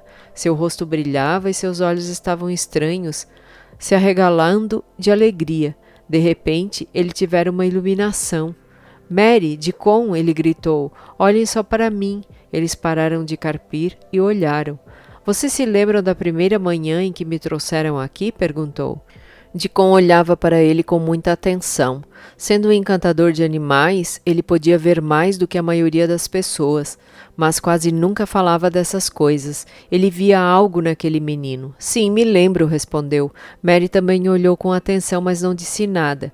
Neste minuto, disse Colin, de repente me lembrei. Quando olhei para minha mão cavando com a espátula, tive de me levantar para ver se era real, e é real. Estou bem, estou muito bem. Você tá mesmo, concordou Deacon. Estou bem, repetiu Colin e seu rosto ficou todo vermelho. De certa forma, ele já desconfiava, esperava, sentia e pensava sobre aquilo, mas naquele minuto algo mais se incorporou, uma espécie de crença e compreensão arrebatadoras, tão fortes que ele não conseguiu se conter. Eu viverei para todo sempre, e sempre. Gritou empolgado. Vou descobrir milhares e milhares de coisas. Vou aprender sobre pessoas e criaturas e tudo o que cresce como Deacon. E nunca vou parar de fazer magia. Estou bem, eu sinto. Sinto como se quisesse gritar algo, um agradecimento, alegria. Ben Witherstaff, que trabalhava perto de uma roseira, olhou para ele. Você pode cantar a doxologia, ele sugeriu em seu grunhido mais seco. Ele não tinha opinião formada sobre a doxologia e sua sugestão não continha nenhuma reverência em particular. Colin tinha uma mente exploradora, mas não sabia nada sobre doxologia. O que é isso? Ele perguntou. Garanto que o Deacon pode contar para você, respondeu Ben Witherstaff. Deacon respondeu com seu sábio sorriso de encantador de animais. Eles cantam na igreja, explicou Deacon. A mãe acha que é isso que a escotovia canta quando acorda de manhã. Se ela diz isso, deve ser uma bela música, observou Colin. Nunca fui a uma igreja. Sempre estive muito doente. Cante, Deacon, quero ouvir. Deacon era bastante humilde e atento, sabia o que Colin sentia melhor do que o próprio. Era uma espécie de instinto natural que nem percebia possuir. Então tirou seu boné e olhou em volta, ainda sorrindo. Você tem que tirar o boné, disse ele a Colin. E você também, Ben. E você tem que ficar de pé, sabe? Colin tirou o boné e o sol aqueceu seu cabelo grosso enquanto observava Deacon atentamente. Ben Witherstaff se levantou, tirando o chapéu, com uma expressão confusa e desconfiada em seu rosto idoso, como se não soubesse exatamente por que estava fazendo aquela coisa fora do comum. Deacon se colocou entre as árvores e roseiras e começou a cantar de uma maneira bastante calma e direta, e com uma voz forte e bela de menino. Louvado seja Deus, de quem todas as bênçãos emanam, que seja louvado por todas as criaturas aqui embaixo, que seja louvado o nosso anfitrião celestial, que sejam louvados o Pai, o Filho e o Espírito Santo. Amém. Quando terminou, Ben Witherstaff se manteve completamente estático, com a mandíbula obstinadamente cerrada e o olhar perturbado fixo em Colin. O rosto de Colin estava contemplativo. É uma música muito boa, disse ele, gostei. Talvez signifique exatamente a mesma coisa quando grito que sou grato à magia. Ele parou e pensou intrigado. Talvez sejam a mesma coisa. Como podemos saber os nomes exatos de tudo? Cante de novo, Deacon. Vamos tentar, Mary. Eu quero cantar também. É a minha música. Como começa? Louvado seja Deus, de quem todas as bênçãos emanam. E cantaram novamente. Mary e Colin ergueram suas vozes o mais alto que podiam e a de Deacon era muito afinada e bela.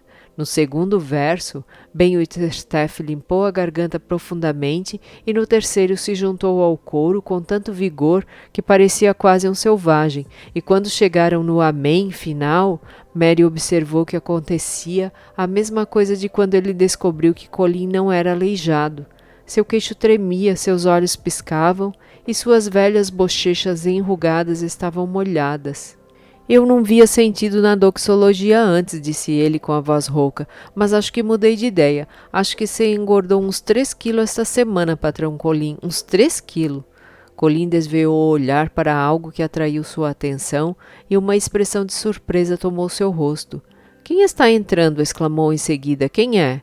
A porta do muro coberta de era foi empurrada suavemente e uma mulher entrou. Havia entrado ainda no último verso da música e se manteve parada, ouvindo e apreciando a cena. Com a era atrás dela, a luz do sol filtrada por entre as árvores salpicava seu longo manto azul-céu e seu rosto belo e vivaz sorria por entre a vegetação. Ela parecia uma ilustração lindamente colorida de um dos livros de Colin. Tinha olhos lindos e afetuosos que pareciam absorver tudo, todos, até mesmo Ben Witherstaff e as criaturas e todas as flores que desabrochavam. Mesmo com sua aparição tão inesperada, ninguém ali sentiu que era uma intrusa entre eles. Os olhos de Dicom brilharam como lâmpadas. É a mãe, é ela mesmo, gritou e saiu correndo pela grama. Colin começou a se mover em sua direção também e Mary o acompanhou. Ambos sentiram seus corações acelerar. É a mãe, Dicom disse novamente, quando se encontraram no meio do caminho. Ela queria conhecer vocês e contei para ela onde ficava a porta. Colin acenou, ruborizado de timidez, mas com os olhos fixos no rosto da mulher.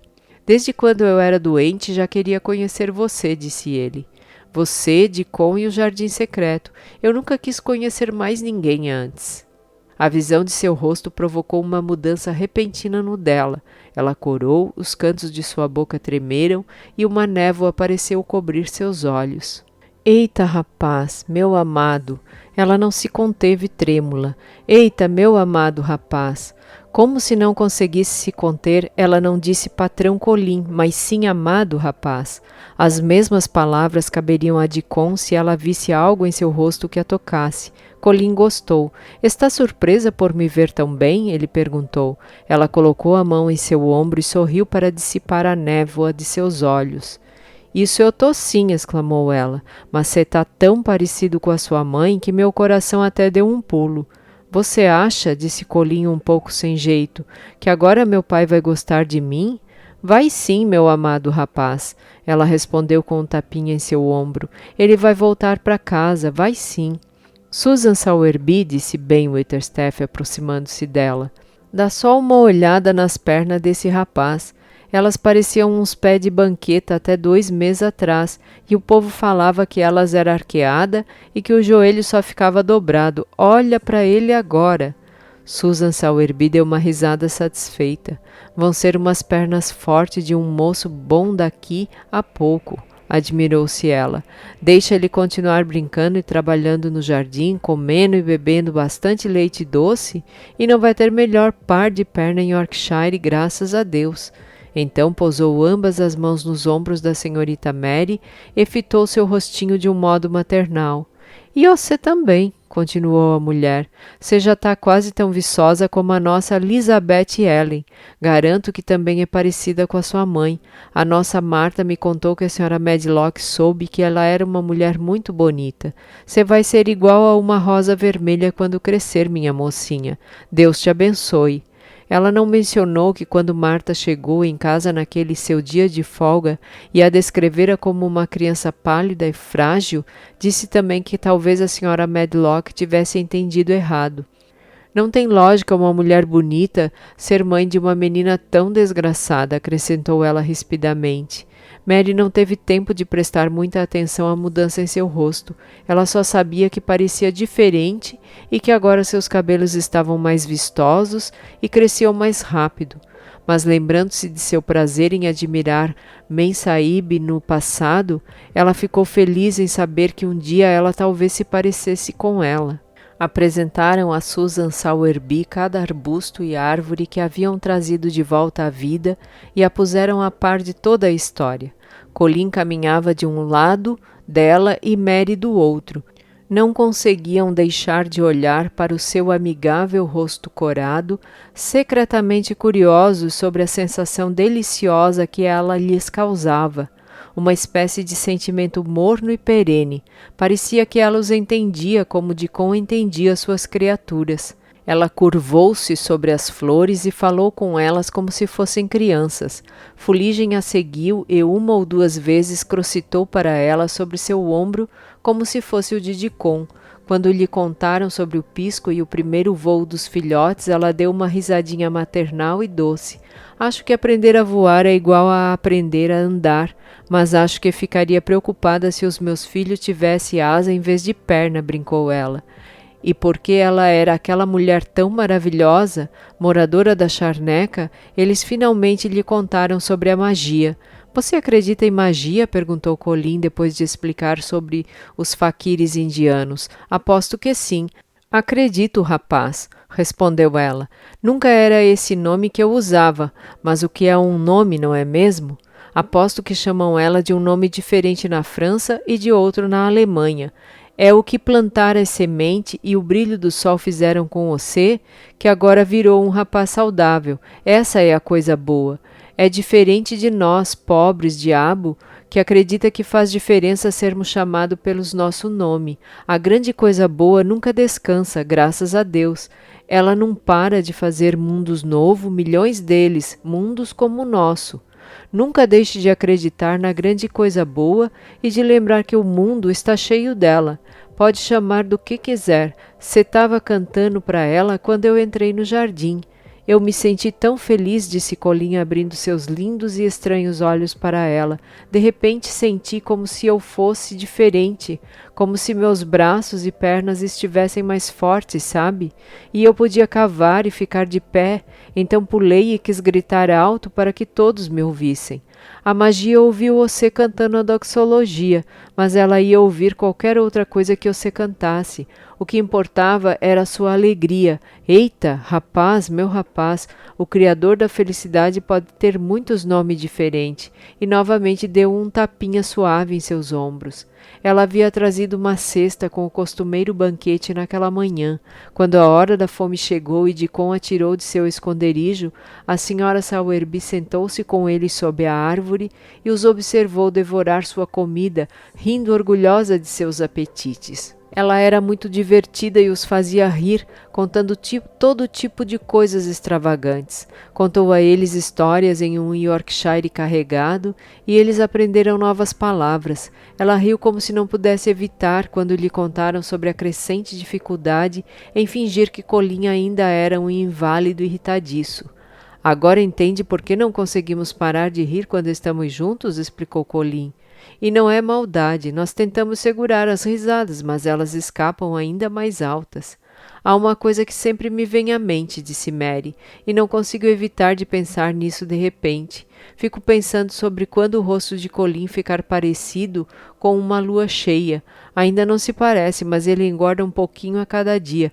E vai chegar o dia em que ele se parecerá como uma lua cheia. O que faremos? Deus me livre, imagino o trabalho que vocês estão tendo para esconder isso dos outros, disse Susan Sowerby. Mas vocês não vão ter que esperar muito mais tempo. O patrão Craven vai voltar para casa. Você acha que ele vai voltar? Perguntou Colin. Por quê? Susan Sowerby riu baixinho. Acho que você ficaria de coração partido se ele ficasse sabendo dessa história toda por outra pessoa que não você, disse ela. Você passou noites em claro planejando. Não suportaria se outra pessoa contasse a ele, concordou Colin. Todos os dias eu penso em maneiras diferentes de contar. Agora, por exemplo, eu adoraria entrar correndo no quarto dele. Seria um bom começo, disse Susan Sowerby. Eu adoraria ver o rosto dele, menino. Se gostaria, ele vai voltar logo, vai sim. Um dos principais assuntos foi a visita que fariam ao chalé dela. Eles planejaram tudo. Deveriam atravessar a charneca e almoçar ao ar livre entre as urzes. Conheceriam todas as 12 crianças e o jardim de Dicon e não voltariam antes de estarem muito cansados. Susan Sowerby finalmente se levantou para voltar à mansão onde a senhora Medlock a esperava. Era hora de Colin ir embora também, mas antes de se sentar em sua cadeira, ele ficou bem perto de Susan e fixou os olhos nela com uma idolatria perplexa, até que de repente ele agarrou a borda de seu manto azul e o segurou com firmeza. Você é exatamente o que eu queria, disse ele. Queria que você fosse minha mãe, assim como Dicon. De repente, Susan Sowerby se abaixou e o puxou contra o peito, sob o manto, como se ele fosse mesmo irmão de Dicom. A névoa rápida varreu seus olhos. Eita, meu rapaz amado, enterneceu-se. Eu acredito que a sua mãe mora neste jardim. Ela não conseguiria ficar longe. Seu pai vai voltar para você. Vai sim. Capítulo 27. No jardim. Desde o início do mundo, coisas maravilhosas são descobertas a cada século. No último, as descobertas foram ainda mais surpreendentes que nos anteriores. Neste novo século, outras centenas ainda mais inacreditáveis serão trazidas à luz. No início, as pessoas se recusam a acreditar que uma coisa diferente possa ser realizada. Depois começam a ter esperanças e então veem que é possível. Quando algo assim é realizado, todos se perguntam por que não o fizeram séculos atrás. Uma das novidades que as pessoas começaram a descobrir no século passado foi que os pensamentos, meros pensamentos, são tão poderosos quanto baterias elétricas e tão bons às pessoas como a luz do sol, ou tão ruins como o veneno.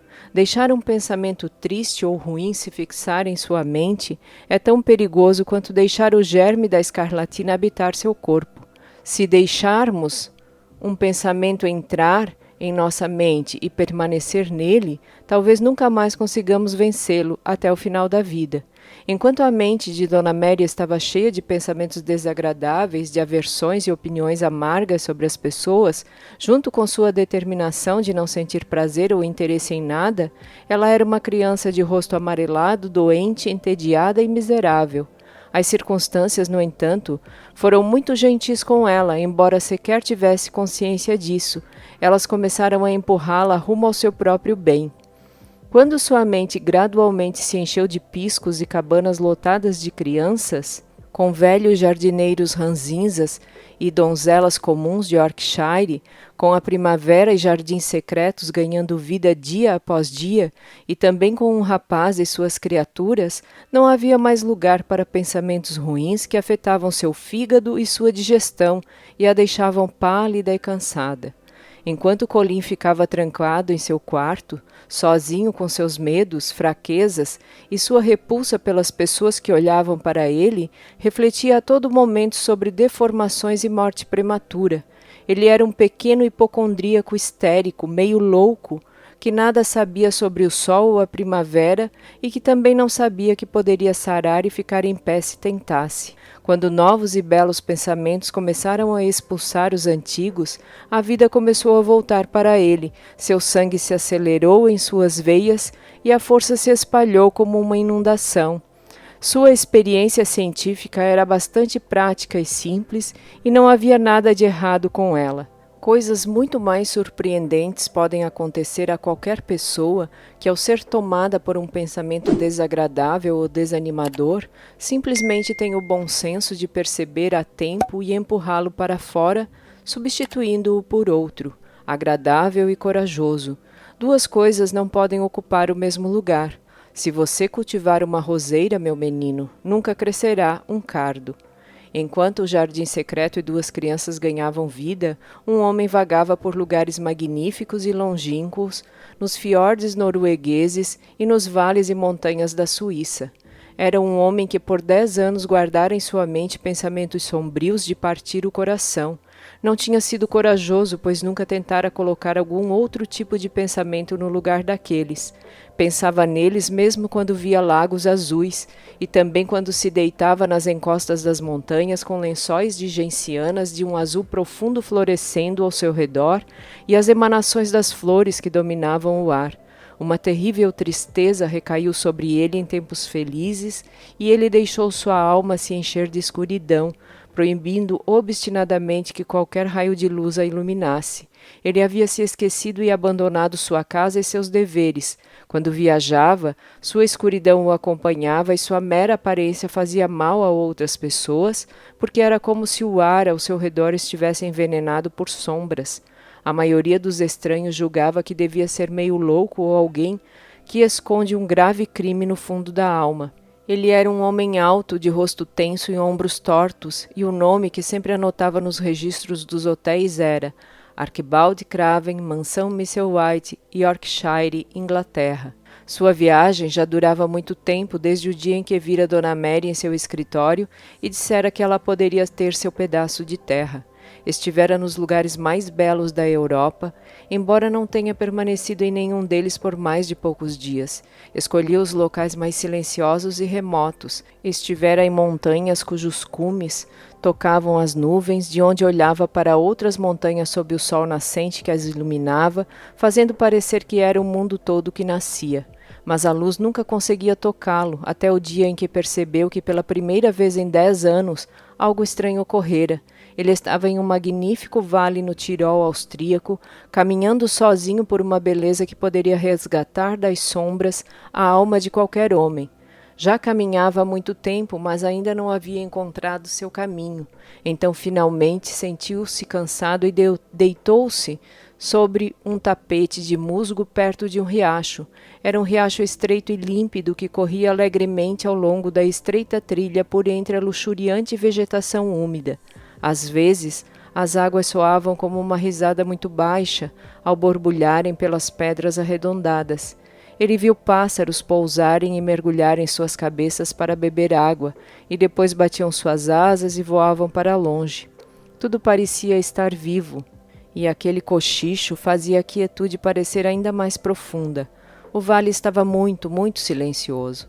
Sentado ali, olhando para a corredeira de água transparente, Archibald Craven gradualmente sentiu sua mente e seu corpo se acalmarem, tão silenciosos quanto o próprio vale. Achou que cairia no sono, mas não dormiu. Ele se endireitou e olhou para os raios do sol reluzindo na água, e seus olhos começaram a ver as coisas crescendo em suas margens. Havia um adorável grupo de miossotes azuis, tão próximos ao riacho que suas folhas ficavam submersas, e ele se viu olhando para aquilo como costumava olhar para outras maravilhas anos antes. Na verdade, via tudo com ternura e admirava o encantador azul daquelas centenas de pequenas flores. Não percebia que aquele simples pensamento lentamente tomava sua mente, preenchendo-a cada vez mais até que o resto fosse lentamente colocado de lado. Era como se uma fonte clara e doce começasse a brotar em um tanque estagnado e vertia e se derramava até finalmente varrer a água escura. Mas é claro que ele mesmo não pensou em nada disso. Ele só sentia que o vale ficava cada vez mais silencioso, enquanto se mantinha sentado, olhando para o azul delicado e cintilante. Não sabia quanto tempo já estava ali ou o que se passava dentro dele, mas finalmente se moveu, como se despertasse, e se levantou devagar. Ficou de pé no tapete de musgo, respirando longa, profunda e suavemente e refletindo sobre si mesmo. Algo parecia ter se revolvido e se desprendido em seu interior, sem o menor ruído. — O que é isso? — disse ele, quase em um sussurro, e passou a mão pela testa. — Quase sinto como se eu estivesse vivo.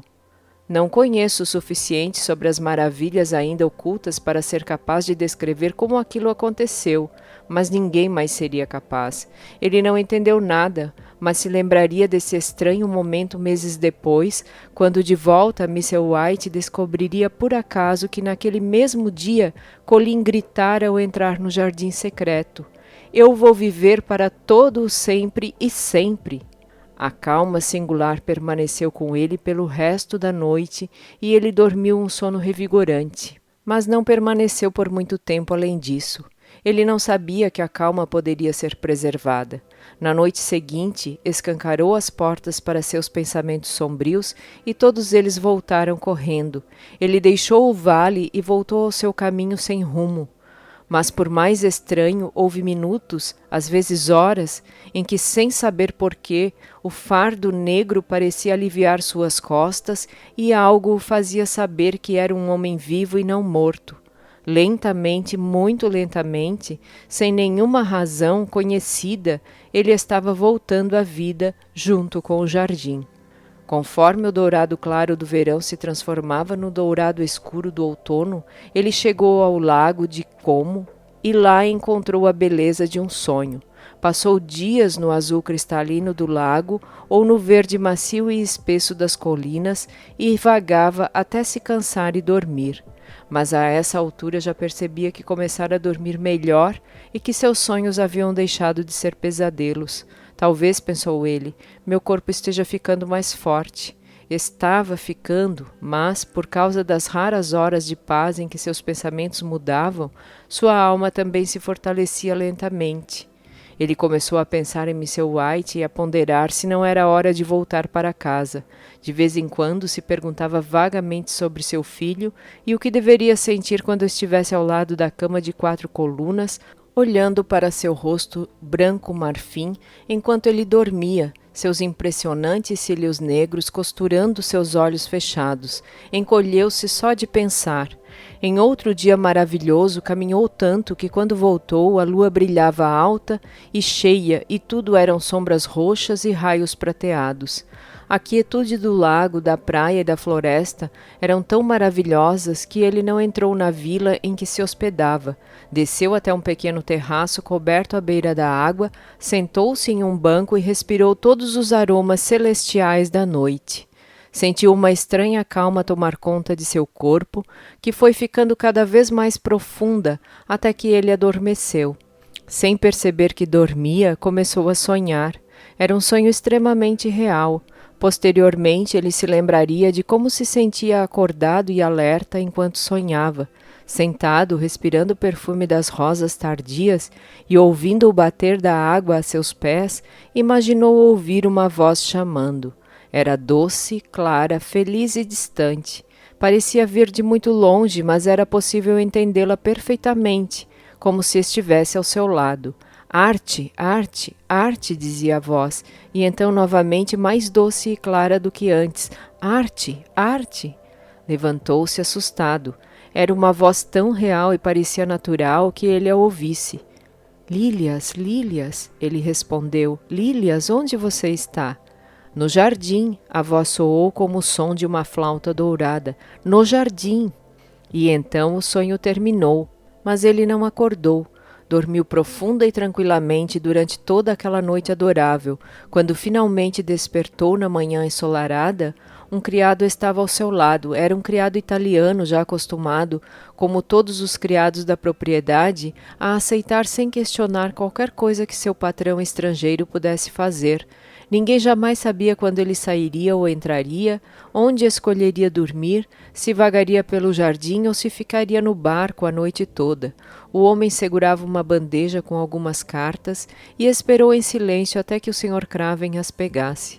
Depois que o homem se foi, o Sr. Craven sentou-se por alguns instantes com as cartas na mão e os olhos fixos no lago. A calma ainda pairava sobre ele, mas havia algo mais, uma leveza, como se o acontecimento cruel pelo qual sofria não tivesse ocorrido da forma como ele sempre pensara. Algo havia mudado. Ele se lembrava do sonho, muito, muito real. No jardim, ele repetiu confuso. No jardim, mas a porta está trancada e a chave enterrada. Quando voltou a olhar para as cartas, notou que no topo delas havia uma em inglês enviada de Yorkshire. Tinha uma caligrafia comum de mulher, mas não era nenhuma que ele conhecesse. Abriu a carta, mal pensando em sua autora, mas as primeiras palavras chamaram sua atenção imediatamente. Prezado senhor, sou Susan Sowerby, que certa vez se atreveu a lhe dirigir a palavra na charneca. Falei sobre a senhorita Mary. Agora, novamente me atrevo a falar. Por favor, senhor, se eu fosse o senhor, voltaria para casa. Acho que ficaria feliz se viesse, e se me permite, senhor, acho que sua esposa pediria o mesmo se estivesse aqui. Sua eterna criada, Susan Sowerby. O Sr. Craven leu a carta 2 vezes antes de colocá-la de volta no envelope. O sonho não saía de sua cabeça. Vou voltar para Mr. White, disse ele. Sim, partirei imediatamente. Seguiu pelo jardim até a casa-sede e ordenou que Pitcher preparasse seu retorno à Inglaterra. Em poucos dias ele chegava a Yorkshire e em sua longa viagem de trem percebera que pensava em seu filho como nunca nos últimos 10 anos. Durante aqueles anos desejava apenas esquecê-lo. Agora, embora não tivesse a intenção de pensar nele, memórias do menino habitavam sua mente sem trégua. Ele relembrava dos dias negros em que delirava como um louco porque a criança estava viva e a mãe morta. Recusava-se a vê-lo e quando o via era uma coisa tão fraca e miserável que todos tinham certeza de que morreria em breve. Mas, para a surpresa de quem cuidava dele, os dias se passaram e ele sobreviveu, e então todos acreditaram que seria uma criatura deformada. Ele não pretendia ser um mau pai, mas não se sentia como um. Havia providenciado médicos, enfermeiras e luxos, mas se encolhia só de pensar no menino e se enterrava em sua própria miséria. Da primeira vez em que se ausentou por quase um ano, ao retornar a Mr. White, viu a pequena coisa de aparência miserável e lânguida, indiferentemente erguer seus grandes olhos cinzentos com cílios negros para olhá-lo. Eram tão parecidos e, no entanto, tão horrivelmente diferentes dos olhos felizes que ele adorava, que não suportou e desviou-se, pálido como um cadáver. Depois disso, quase não viu mais o menino, exceto quando dormia, e tudo o que sabia era que ele era um inválido de temperamento ruim, histérico e meio insano. Só era possível mantê-lo protegido de suas avassaladoras fúrias, atendendo a cada um de seus mínimos desejos. Nada disso era edificante de se lembrar, mas enquanto o trem o levava por cordilheiras e planícies, o homem que ganhava vida começou a pensar de uma nova maneira e ponderou longa, constante e profundamente. Talvez eu esteja errado há 10 anos, disse para si mesmo. 10 anos é muito tempo. Talvez já seja tarde demais para fazer alguma coisa. Tarde demais. No que eu estive pensando? Claro que esse era o feitiço errado, começar dizendo tarde demais. Até Colin poderia ter dito isso a ele, mas ele não sabia nada sobre magia, nem da negra nem da branca. Era algo que ainda precisava aprender. Perguntou-se se Susan Sowerby havia tomado coragem e escrito para ele apenas porque era uma criatura maternal e havia percebido que o menino piorara muito, que estava mortalmente doente. Se não estivesse sob o feitiço da curiosa calma que se apossara dele, estaria mais miserável do que nunca. Mas a calma trouxe consigo uma espécie de coragem e esperança. Em vez de ceder aos piores pensamentos, percebeu que tentava acreditar em dias melhores. Será que ela acredita que posso cuidar melhor dele e controlá-lo? Ele pensou. Vou parar para vê-la no meu caminho para Mr. White. Mas quando em seu caminho pela charneca ele parou a carruagem na cabana, 7 ou 8 crianças que brincavam ali se reuniram e fizeram reverências cordiais e educadas. Disseram a ele que sua mãe havia ido para o outro lado da charneca no início da manhã para ajudar uma mulher e seu novo bebê. Nosso Dicon, eles explicaram, estava na mansão trabalhando em um dos jardins, aonde ia vários dias por semana. O Sr. Craven olhou para aqueles corpinhos robustos e rostos redondos de bochechas vermelhas, cada um sorrindo com sua maneira peculiar, e constatou que eram saudáveis e felizes. Ele sorriu de volta, tirou uma libra de ouro do bolso e deu para a nossa Elizabeth Ellen, a mais velha deles. Se dividir isto em 8, terá meia coroa para cada um de vocês, disse ele. Então, em meio a sorrisos, risadas e reverências, ele deixou para trás a alegria plena, cotovelos se cutucando e pequenos pulos empolgados. A viagem pelas maravilhas da charneca foi reconfortante. Dava a ele uma sensação de volta ao lar que tinha certeza de que nunca sentiria novamente. O consolo da beleza da terra, do céu e da florada roxa à distância, e um calor no coração ao se aproximar do grande e velho casarão que abrigou os de seu sangue por 600 anos. Da última vez em que havia se afastado dali, tremia ao pensar em seus quartos fechados e no menino deitado na cama de 4 colunas com cortinas de brocado. Seria possível que talvez tivesse melhorado um pouco e que pudesse superar sua aversão a ele? Aquele sonho fora extremamente real, com a voz que o chamava de volta. No jardim, no jardim. Vou tentar encontrar a chave, disse ele. Vou tentar abrir a porta. Preciso, mas não sei porquê. Quando ele chegou à mansão, os criados que o receberam com a cerimônia habitual notaram que parecia melhor e que não se dirigiu para os quartos remotos onde costumava ser servido por Pitcher. Ele foi à biblioteca e mandou chamar a senhora Medlock. Ela chegou um tanto aflita, curiosa e nervosa. — Como está o patrão Colin, Medlock? Ele perguntou. — Bem, senhor, respondeu ela. Ele está diferente, por assim dizer. — Piorou? Ele arriscou. A senhora Medlock realmente estava corada. — Bem, veja bem, senhor, ela tentou explicar. Nem o Dr. Craven, nem a enfermeira e nem eu conseguimos entender exatamente. — Como assim? — Para dizer a verdade, senhor, o patrão Colin pode estar melhor, mas também pode ter piorado. Seu apetite, senhor, está além da compreensão e seus modos... Ele se tornou ainda mais peculiar?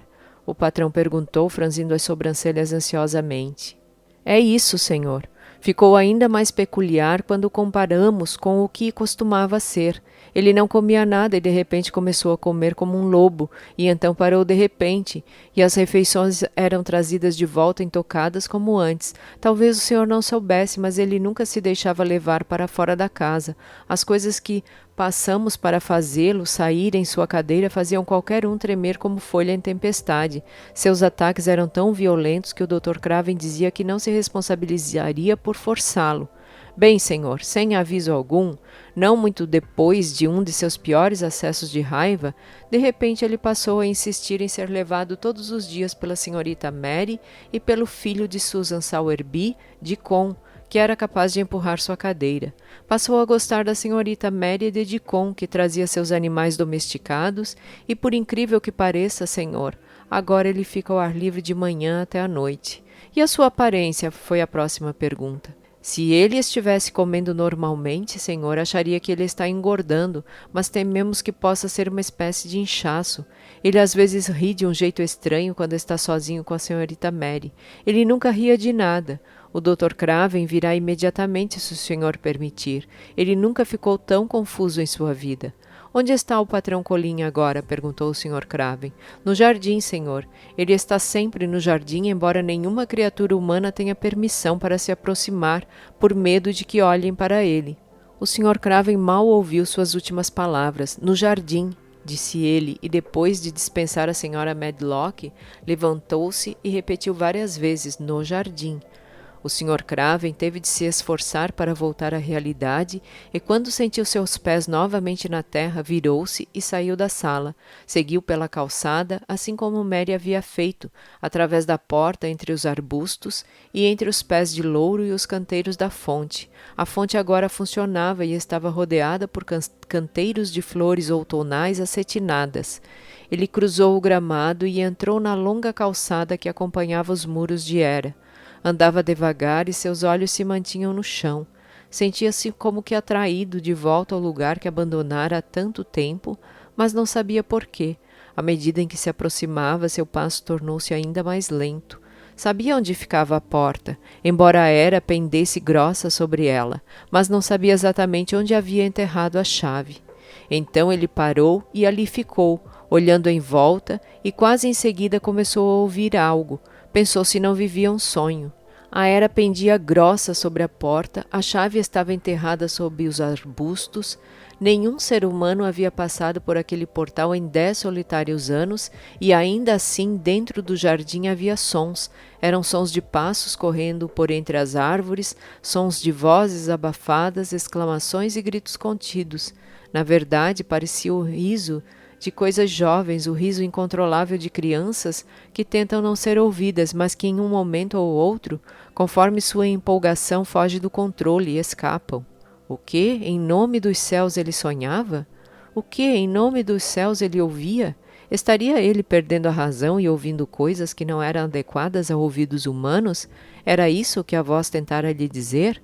E então chegou o momento em que os sons se esqueceram de se controlar.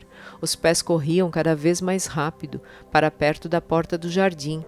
Ouvia-se uma respiração ofegante de jovens e uma explosão selvagem de risos. A porta no muro se escancarou, os ramos de Era se sacudiram para trás e um menino passou por ela a toda velocidade sem nem perceber o forasteiro e quase caindo em seus braços. O Sr. Craven o segurou bem a tempo de salvá-lo da queda que resultaria de sua investida cega contra ele, e ao segurá-lo, surpreso, quase engasgou. Era um menino alto e bonito. Brilhava de vida e sua corrida colorira seu rosto de maneira esplêndida.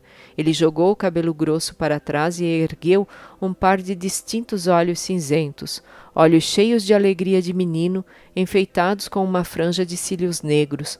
Foram aqueles olhos que tiraram o fôlego do Sr. Craven. Quem? O quê? Você? Ele gaguejou. Não era isso que Colin esperava, não era o que ele havia planejado. Nunca imaginou o encontro assim. E, no entanto, sair correndo e vencer uma corrida talvez fosse ainda melhor. Ele se ergueu em sua altura máxima. Mary, que o havia seguido porta fora, achou que até parecia alguns centímetros mais alto. Pai, disse ele, sou eu, Colin. Você não vai acreditar. Eu mesmo mal posso acreditar. Sou Colin. Assim como a senhora Medlock, Colin não entendeu o que seu pai queria dizer, repetindo sem parar. No jardim, no jardim. Sim, apressou-se Colin. Foi o jardim que me fez isso. E Mary, Deacon e as criaturas e a magia. Ninguém sabe. Mantivemos o segredo até que você voltasse. Estou bem, posso vencer Mary em uma corrida. Serei um atleta. Ele disse tudo aquilo como um menino plenamente saudável, com o rosto vermelho e as palavras tropeçando umas nas outras em sua ansiedade. A alma do Sr. Craven estremeceu com uma alegria incrédula. Colin estendeu a mão e pousou-a no braço do pai. Não ficou feliz, pai? Ele concluiu. Não está feliz? Eu vou viver para todo sempre. O Sr. Craven colocou as mãos nos ombros do menino e se manteve imóvel. Ele sabia que não deveria ousar falar por um momento. Leve-me para o jardim, meu menino, disse finalmente, e me conte tudo. E então eles o conduziram. O lugar fervilhava como ouro outonal em tons de roxo, azul, violeta e escarlate flamejante, e por todos os lados havia feixes de lírios tardios brancos ou mesclados de rubi. Ele se lembrava bem de quando o primeiro deles fora plantado, para que justamente nesta estação do ano suas últimas glórias se revelassem. Roseiras temporãs subiam, pendiam e se enroscavam, e o sol aprofundava o matiz das folhas amareladas, transformando tudo em um templo dourado e ornamentado.